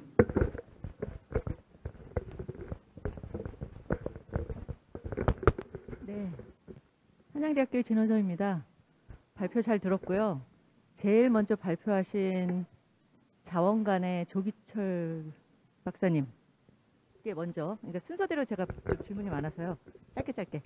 네, 그 바이오뱅크를 이제 시작을 하신 지 얼마 안 되신 것 같아요. 보니까 뭐 분양수도 적고 갖고 계신 것도 얼마 안 되는 그런 상황인 것 같은데, 발표를 들으면서 어떤 생각이 들었느냐 하면은, 미세조류를 갖고 연구를 쭉 하던 저와 같은 연구자, 그 다음에 뭐 개인적인 관심으로 뭐 이렇게 분리하고 동정해서 개인적으로 소장하고 있는 미세조류들이 많아요. 그 다음에 그걸 갖고 뭐 저 같은 경우는 엔지니어링에서 뭐 GM, LMO도 많이 만들어 놓고 했는데, 제가 뭐 끝까지 학교에 있을 것도 아니고 뭐 몇 년 후에는 이제 은퇴를 해서 그 많은 리소스를 이걸 어떻게 할까를 고민을 하고 있다가 저기에다가 기증하면 좋겠다라는 생각을 했는데, 그런 이러한 상황을 해결해 줄 수 있는 그런 뭐 제도라든가 뭐 그런 게 마련이 되셨는지가 제일 궁금했어요. 저는. 네, 일단은 그런 제도가 마련이 되어 있습니다. 저희가 그래요? 이제 기탁을 하는 방법도 있고, 또 기증의 형태로 우리 자원관에 이관을 해주는 방법이 있거든요. 근데 그렇다고 그래서 그 받는 그 자원을 뭐 모두 다, 그러니까 몽땅 다 받아서 관리를 하는 거는 사실 저희도 관리가 어려운데, 그걸 전문적으로 관리를 할 수 있는 그러한 인력과 뭐 이런 것들이 다 마련이 되어 있는지도 사실 궁금하고, 그게 가능하다면 정말 기쁘게 기탁을 하겠다라고 하지만, 그게 안 된다면 해외에다 줄 수도 있거든요. 네. 해수부의 임상욱 연구관인데요. 제가 해양 바이오뱅크 이제 담당하고 있는데요. 그 전에 이제 말씀하신 것처럼 기증 기탁의 방법으로 이제 자원관에서 이제 보유하고 또 활용할 수가 있고요. 또 하나 이제 저희가 내년부터 생각하는 게, 이제 학계나 이제 연구계에서 가지고 있는 우수 소재를 갖다가 바이오뱅크에 등록을 하고, 그걸 이제 자율적으로 이제 등록을 하고요. 그러면 이제 그걸 갖다 이제 기업이라든지 이런 쪽에서 이제 보고 관심 있으면은 이거 한번 써보겠다 이러면 이제 뱅크를 통해 가지고 매칭을 시킬 수 있는 그런 것을 지금 내년에 이제 구상하고 있거든요. 좀 빠른 시일 내에 좀 추진될 수 있도록 그렇게 지금 하겠습니다. 네, 기대하겠습니다. 그 다음에 두 번째 선생님, 김정 박사님. 제일제당 보니까 이제 기업 나름대로 대기업 대표로 이제 나오신 그런 느낌인데요. 발표를 해주시면서 이제 느낀 사항은, 제일제당도 미세조류를 이제 시작한 지 얼마 안 됐지만 많은 국외 사례를 통해서 성공한 그런 많은 사례를 제일제당에서도 이제 인플로이 해갖고 이제 뭔가 푸드 쪽으로 이제 하실 계획이실 것 같아요. 근데 구체적으로 저희들한테 딱 찍어서 뭔가를 하시겠다라는 얘기는 못 들었어요. 그래서 어떻게 보면 기업이 요구하는 게 정말 무엇인가를 알아야 그 연구자들이 그 방향으로 연구를 하고 그걸 갖고 이렇게 컨택을 할 수도 있는데, 사실 그런 것들은 기업 기밀 이제 이런 거를 사실 오픈되기가 쉽지 않을 것이라는 생각 때문에 그런 건 좀 어렵다라고 생각을 하는데, 그거는 이제 저 개인적인 그런 상황이었는데, 이렇게 들은 내용 중에 미세조류를 이용하실 때 발효 쪽으로 지금 생각을 하신다고 하는데, 제일제당이 기본적으로 발효 베이스로 사실 아미노산도 만들고 여러 가지 발효 산물들을 만들어 왔거든요. 그렇게 해서 성공한 그러한 식품 회사로서 이렇게 뭐 세계적인 그야말로 식품 회사로 이제 거듭나고 있는데 그 발효 공정에서 나오는 그 많은 CO2 있잖아요. 그거를 활용해서 포로바이오 리액터를 갖고 바로 발효랑 이렇게 연계시켜 갖고 할 수 있는 그 광배양 그 시스템은 생각만 하고 계시다라고 하는 것 같은데 좀 더 구체적으로 그쪽 그 연구 R&D라든가 뭐 아니면 필요한 뭐 국가적인 뭐 그러한 그 뭐 지원이나 뭐 이런 거를 기업에서도 좀 선도적으로 해 주셔야 되는 게 아닌가라는 그런 생각을 하는 게 이제 당장 그 CJ도 뭐 ESG 경영이니 뭐 당장 탄소 저감 거기에 제대로 걸릴 그 기업 중에 하나예요. 엄청난 발효 공정에서 나오는 CO2 배출을 어떻게 해결할 것인가가 사실은 제일 걱정스러운 사람 중에 하나인데 그거를 정말 확실하게 나름 발효에서 나오는 CO2는 굉장히 깨끗하잖아요. 그걸 CO2 공정에다 그러니까 그 포로바이오 리액터에 피딩하는 그런 공정에다 넣어주면 너무 괜찮을 것 같다는 생각이 들어서 하나의 아이디어와 함께 제발 좀 그 과제를 좀 리딩을 해주시면 어떨까라는 생각으로 개인적인 바람이지만 말씀을 드려봤습니다. 네. 네, 진원성 교수님 감사합니다. 그 관련돼서 간략하게 추가 부연 설명을 좀 드리면요.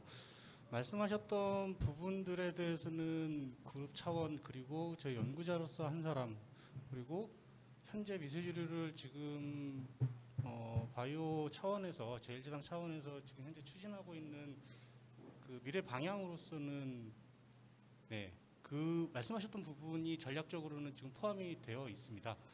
그 시기를 언제까지 할 거냐라는 부분에 대해서는 구체적으로 말씀을 못 드리고요. 미세주류 전반적인 사업 카테고리 안에는 들어가 있다라고 그 말씀을 드릴 수 있고요.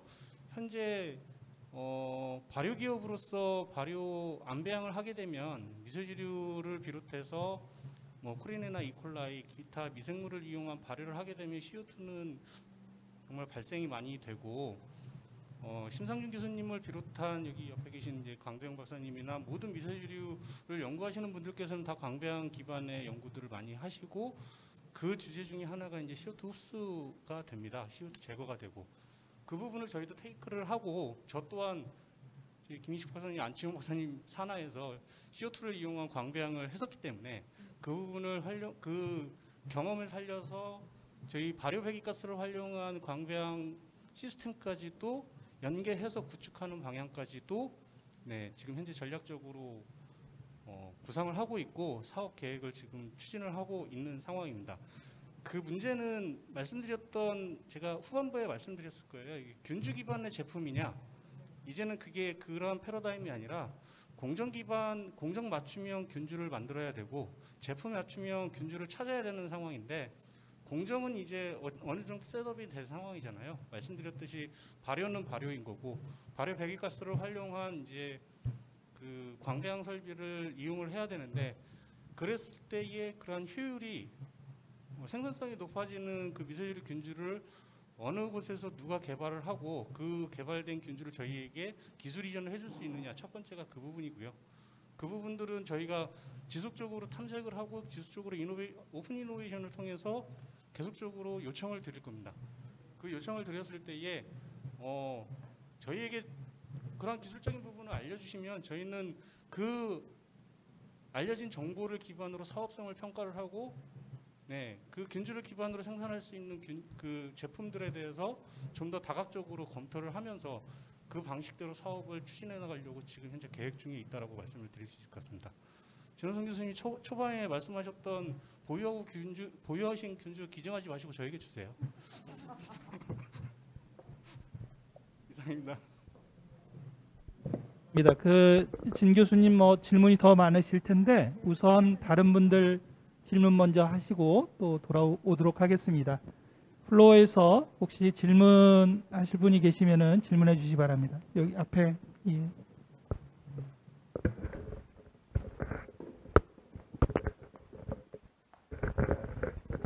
예, 한국생명공학연구원 김희식입니다. 저는 강도영 박사님하고 노정래 교수님한테 질문이 될 것 같습니다. 굉장히 산업적 유용성에 대해서 설명을 정리를 잘 해주셨고요. 저도 이런 미세조류의 산업 직접적 어떤 산업화를 위해서 꽤 많이 연구를 해왔는데 결국은 그 산업체에 그 기술이 가면 코스트하고 직결되는 생산성이 결국은 문제가 되더라고요. 특히 해양 미세조류는 담수에 비해서 훨씬 더 그로스 레이트이 느리기 때문에 그런 면이 있고, 그러다 보니까 굉장히 컨셉 수준의 소량밖에 활용을 안 하고요. 기업에서. 아니면 CJ나 뭐 대상 같은 큰 기업은 결국 광배양이 아닌 헤테로트로픽 기반의 배양 시스템을 이용을 해서 매스 컬처를 하게 되고 뭐 그렇게 되더라고요. 근데 아까 우리 강 박사님도 설명을 해주셨지만 NDC 기반의 그 탄소 중립에서 우리가 CO2 감축을 해야 되는 그게 지금 로드맵이 나와 있어요. 그래서 생물학적으로 지금 연간 500만 톤을 감축하는 게 목표가 돼 있어요. 근데 아까 강 박사님이 계산해 주신 토지 면적 뭐 이런 거 보니까 사실 지금 생산성 갖고는 굉장히 달성하기 무척 어렵다. 이런 결론에 이르거든요. 그렇다면 결국 이런 그 해양 미세조류를 산업적으로 활용을 좀 매스하게 하든 아니면 국가 어젠더인 이런 탄소 중립에 기여를 하든 둘 중에 하나라도 좀 했으면 좋겠는데, 그랬을 때 꼭 우리가 해결해야 될 그런 생산성 문제를 어떤 방식으로 좀 할 수 있을지, 그런 거에 대한 어떤 좀 인사이트가 있으신지 그런 부분에 대해서 좀 질문을 드립니다. 예. 저도 잘 모르겠습니다. 잘 모른다고 말씀드린 이유는 연구소 기업으로 출발한 두 기업이 미세조류에 대한 어떻게 보면 긍정적인 적극적인 의견을 갖고 있고요. 당신들이 직접 그거를 효능을 스스로 느끼셨어요. 그래서 그거에 대한 것들을 일반 국민들한테 전달을 하겠다 해가지고 시작한 게 가장 컸고요. 두 번째, 생산성에 대한 부분은 그 바틀렉에 대한 거는 사실은 얘기를 다 합니다. 다 하는데 현재 지금 배양기 오픈레이스웨이 펀드 세마이죠. 그게 이제 돼 있는 게 240톤짜리거든요. 240톤인데 저희가 하프 하베스팅 하면서 한 달에 2번 해가지고 계산을 하게 되면 사실은 충분히 코스트는 맞추고도 남습니다. 다만 최종 제품을 어떤 거를 익스트랙션해서 팔 것이냐가 그분들의 가장 중요한 목표였어요. 그렇게 되면 사실은 배양에 대한 부분들은 저희가 퍼블리시 되지 않은 자료도 상당히 많고, 그 다음에 기업 쪽에서 원해서 하지 않은 경우도 많은데, 예를 들어서 뭐 부자재 비용 중에 가장 많이 들어가는 뭐 미디움 가격을 가지고 본다면 1년에 3에서 4개월 정도만 쓸 수 있는 것들을 1년으로 이제 끌고 갈 수 있는 조건이 된다라고 이제 경우를 본다면 충분히 코스트는 맞출 수 있고, 역으로 얘기한다면 생산을 많이 하지 않더라도 비즈니스 하는 데는 큰 문제는 없습니다. 다만 양쪽 다 만족시킬 수는 없는 것 같아요. 그러니까 국가가 원하는 탄소 중립에 대한 그 목표, 그 다음에 기업이 원하는 비즈니스의 플랜, 이거 두 개를 다 맞출 수는 없는 것 같습니다. 왜냐하면 기술이 그쪽으로 출자가 됐기 때문에. 다만 제가 말씀드리는 건 뭐냐면 우리가 미세조류 생태계가 지금 없잖아요, 국내에. 그래서 이러한 아이디어들을 같이 공유를 해서 같이 연구 프로젝트를 하면서 얼마만큼 더 저감시켜 줄 수 있는지를 프로젝터화하고, 그거를 또 그 산업계에다 임플란트 하면서 산업 생태계들을 계속 키워 나가는 게 우리 연구자들의 몫이 아닌가 싶어서 오늘 그런 발표를 드린 거고요. 상당히 고민이 많습니다. 고민이 많고, 어찌됐건 운 좋게 그런 분들을 만나서 연구소 그 기업으로 출자를 하긴 했습니다만, 제일 중요한 건 그분들이 사업 플랜이 지향하는 그 목적점이 저하고는 생각이 좀 틀리더라고요.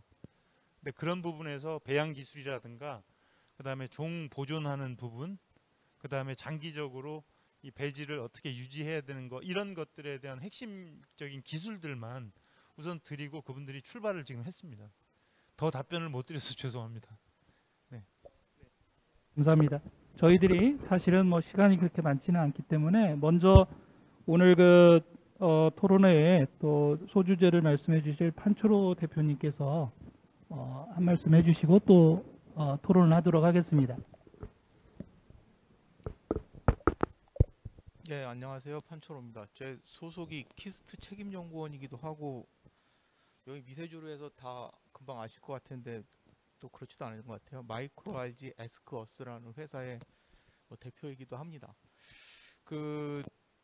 이런 측면에서 좀 생각을 해봤으면 좋겠다라는 게 저한테 이제 여기다 기업 이름을 붙여 주신 거 보니까 산업적인 관점에서 좀 말씀을 드리면 더 좋겠다는 생각이고요. 지금 발표하신 분들이나 아마 여기 계신 분들이 다 미세조류 연구를 오랫동안 하셨기 때문에 그 한계나 모든 걸 다 아시고 결국은 중요한 거는 바이오매스를 얼마나 이제 생산을 경제적으로 할까가 관건인 것 같아요. 그 다음에 사실은 건강기능식품만 따지고 봐도 바이오매스가 나온 이후에는 사실은 뭐 농작물 생산한 다음에 그걸로부터 건강기능식품을 만드는 과정이기 때문에 식약처에 가이드라인이 잘 나와 있어서 그거 따라가면 되거든요. 근데 이제 앞에 바이오매스를 생산하는 부분까지를 놓고 보면 이런 질문을 한번 드려보시. 이거 무슨 업에 해당하는가 국내에서? 저는 이게 수산업에 해당하나, 뭐 양식업에 해당하나 이런 생각을 좀 했고요. 실제 저도 기술 이전한 그 기업들과 함께 이 부분을 좀 풀어보려고 했어요. 왜 그러냐면 이 부분이 법적으로 좀 제도화가 되면 그 생산하고 나서 예를 들면 미세조류를 한 100톤이든 200톤이든 몇백 톤을 회수하고 나면 남는 게 배양액이잖아요. 그 처리하는 걸 환경적으로 어떻게 해야 될 거가 그 기준에 따라서 비용이 얼마나 올라가고 내려갈까가 결정이 돼요. 그런 것들이 결국은 다 코스트에 영향을 미치는데 그런 생각들도 좀 해봤으면 좋겠다는 생각이에요. 그래서 결국 미세조류는 찾아보면 해양수산생명자원의 확보 관리 및 이용 등에 관한 법률에서 보면 분명히 해양 동식물에 속해요. 그리고 수산업이나 양식업에서 보면은 수산 동식물을 인위적으로 키우는 거에만 해당하기 때문에 미세조류 키우는 거는 그 업종에 또 안 들어가요. 그러다 보니까 얘가 뭐에 속해야 되는지의 기준이 없어서 해수부가 이런 그 해양수산생명자원, 특히 미세조류가 정말 전도유망하다고 생각하고 R&D에도 많이 투자를 하시니까 산업화하기 위해서 이 부분에서 얘를 어느 부류에 좀 넣어주던가 아니면은 새로운 어떤 뭐 카테고리를 좀 만들어서 그런 기준을 좀 만들어 주시면 그거에 맞춰서 아마 좀 더 나은 그런 어떤 그 산업적 효과가 있을 것 같고요. 예를 들면 그 식물을 키우는데 보면 GMP라는 제도가 있는 것처럼 그 미세조류 같은 거를 그거에 좀 기준에 맞게 딱 정리를 해주시면은 그 미세조류를 바이오매스를 생산해서 뭔가를 해보려고 하는 분들이 그 가이드라인을 가지고 시작하면 아마 더 헷갈리는 부분도 없고 더 좀 수월하게 할 수 있는 부분이 있지 않을까 뭐 이런 생각을 해서 이거는 꼭 해수부에서 해결을 해주셨으면 좋겠다라는 생각이고 그렇게 되면 연구자들이 연구 성과를 산업화할 때 기업들도 그런 가이드라인을 가지고 좀 더 빨리 뭔가를 추진할 수 있지 않을까 뭐 이런 생각을 해봤습니다. 예, 이상입니다. 그동안에 사실은 해양수산부에서 굉장히 이 해양생명공학, 특히 미세조류에 대해서 관심을 많이 가지시고 굉장히 많이 사실은 지원을 해주셨습니다. 그래서 많은 발전을 해왔다고 생각을 하고 그렇지만은 조금 더 가야 되지 않는가 하는 생각도 있어서 우리 그 임상욱 연구관님의 연구자에 대한 그런 소감과 함께 당부 말씀 듣도록 하겠습니다. 배수국 임상욱 연구관입니다. 일단은 뭐 교수님께서 말씀하신 것처럼 일단 오늘뿐만 아니고 평소에 이제 이 미세조류에 대한 뭐 잠재적 가능성 이런 것들은 충분히 저희가 인지를 하고 있고요. 그럼 이것들을 어떻게 저희가 잘 활용하고 또 이게 또 산업화로 어떻게 잘 연계될 수 있을까? 이 측면에서 보면 이제 저희 뭐 국가 이제 해수부에서 해야 될 역할이 아마 이런 생태계를 잘 좀 만들어 주는 거 아닌가 저는 개인적으로 좀 그렇게 생각하고 있습니다. 그래서 이러한 생태계적 측면에서 본다면 우선 저희가 바이오뱅크를 지금 운영하고 있고 이 뱅크를 통해 가지고 좀 자원은 좀 수집하고 또 이제 소재를 발굴해서 좀 제공해 주는 그런 역할을 좀 더 강화해 나갈 것이고요. 그 다음에 또 이제 민간에서 이제 좀 접근하기 힘든 난제 기술, 오늘 많이 말씀하신 것처럼 대량 생산이라든지 장기 보존, 이런 기술은 저희 국가에서 좀 R&D 투자를 통해 가지고 좀 해결해야 되지 않을까 또 생각하고요. 또 이제 법 제도적인 부분 보니까 저희도 그런 부분은 저희도 이제 이렇게 사업을 안 해보니까는 실질적으로 겪지는 못하지만은 그래도 이제 저 기업에서 좀 요구하는 부분들이 인허가라든지 그다음에 환경 문제라든지 이런 것들 제도적인 문제를 좀 많이 또 애로를 많이 이야기를 하시거든요. 그런 부분도 한번 같이 좀 검토를 해가지고 아무튼 이 미세조류가 앞으로 좀 국가에서 좀 유망한 어떤 산업 분야로 좀 발전할 수 있도록 그렇게 한번 좀 검토할 수 있도록 그렇게 하겠습니다. 자, 사실은 제가 한 올해 중순쯤에 그 해수부 해양정책실장님께 부탁을 드려서 저희들이 좀 회의를 한 적이 있습니다. 그거는 뭐냐면은 대학이나 연구소에서 우리가 할 수 있는 최대의 아마 생산량이 아마 10톤 미만일 겁니다. 그러나 이런 것들이 산업화가 되려고 그러면 기업에서 원하는 것은 10,000톤 이상을 요구를 하기 때문에 그 갭이 좁혀지지 않으면 항상 이게 언제까지 이런 그 핑퐁을 할지 모릅니다. 그래서 그 갭을 우리가 SOC로 보고 국가에서 적극적으로 좀 해주셨으면 좋겠다. 그래서 그거를 하나의 해양생물 자원을 전문적으로 기를 수 있는 그 파운더리를 만드는 게 좋겠다. 그러니까 이제 위탁 생산을 하는 거죠. 그 반도체 파운더리처럼. 그래서 이거를 기업에서 더 많이 해달라 그러면은 거기에서 전문화되어 있는 데서 10,000톤 이상을 할 수 있는 그런 걸 만드는 겁니다. 그래서 계획을 해보니까 한 1조 정도 들을 것 같아서 그 정도의 국가에서 투자를 하게 되면은 이게 가능하지 않을까. 그것은 해양수산부 장관님께서 어항어촌 사업에 3조를 투입을 해서 상당히 많은 부분을 해결했다고 그렇게 말씀을 또 하시더라고요. 그래서 저희들도 이러한 연구자들의 고민이 그런 국가적인 차원에서 해결이 돼야 할 문제지 않는가. 그래서 우리 연구자들의 그런 그 아웃풋이 또 기업에 전달이 되려고 그러면 결국에는 그 가교 역할은 국가에서 좀 해주셔야 되지 않은가. 이런 논의를 한 적이 있습니다. 그래서 모두 다 힘을 합해서 그러한 것들을 해결하는데 할 수 있으면 좋겠다는 생각을 가지고 있습니다. 사실은 굉장히 많이 오늘 그 토론을 하고 또 하고 싶지만 저희들이 원래 당초 했던 시간은 5시 반인데 좀 딜레이가 돼가지고 지금 상당히 많이 시간이 갔습니다. 그래서 좀 아쉽지만 먼저 이렇게 오늘 그 토론은 여기서 마치기로 하고 혹시 개인적으로 또 궁금한 사안이 있으시면 오늘 발표하신 분이나 우리 연구원님이나 대표님께 말씀을 드려서 그렇게 커뮤니케이션을 하실 수 있으면 좋겠습니다. 네, 오늘 대단히 감사합니다. 네, 감사합니다.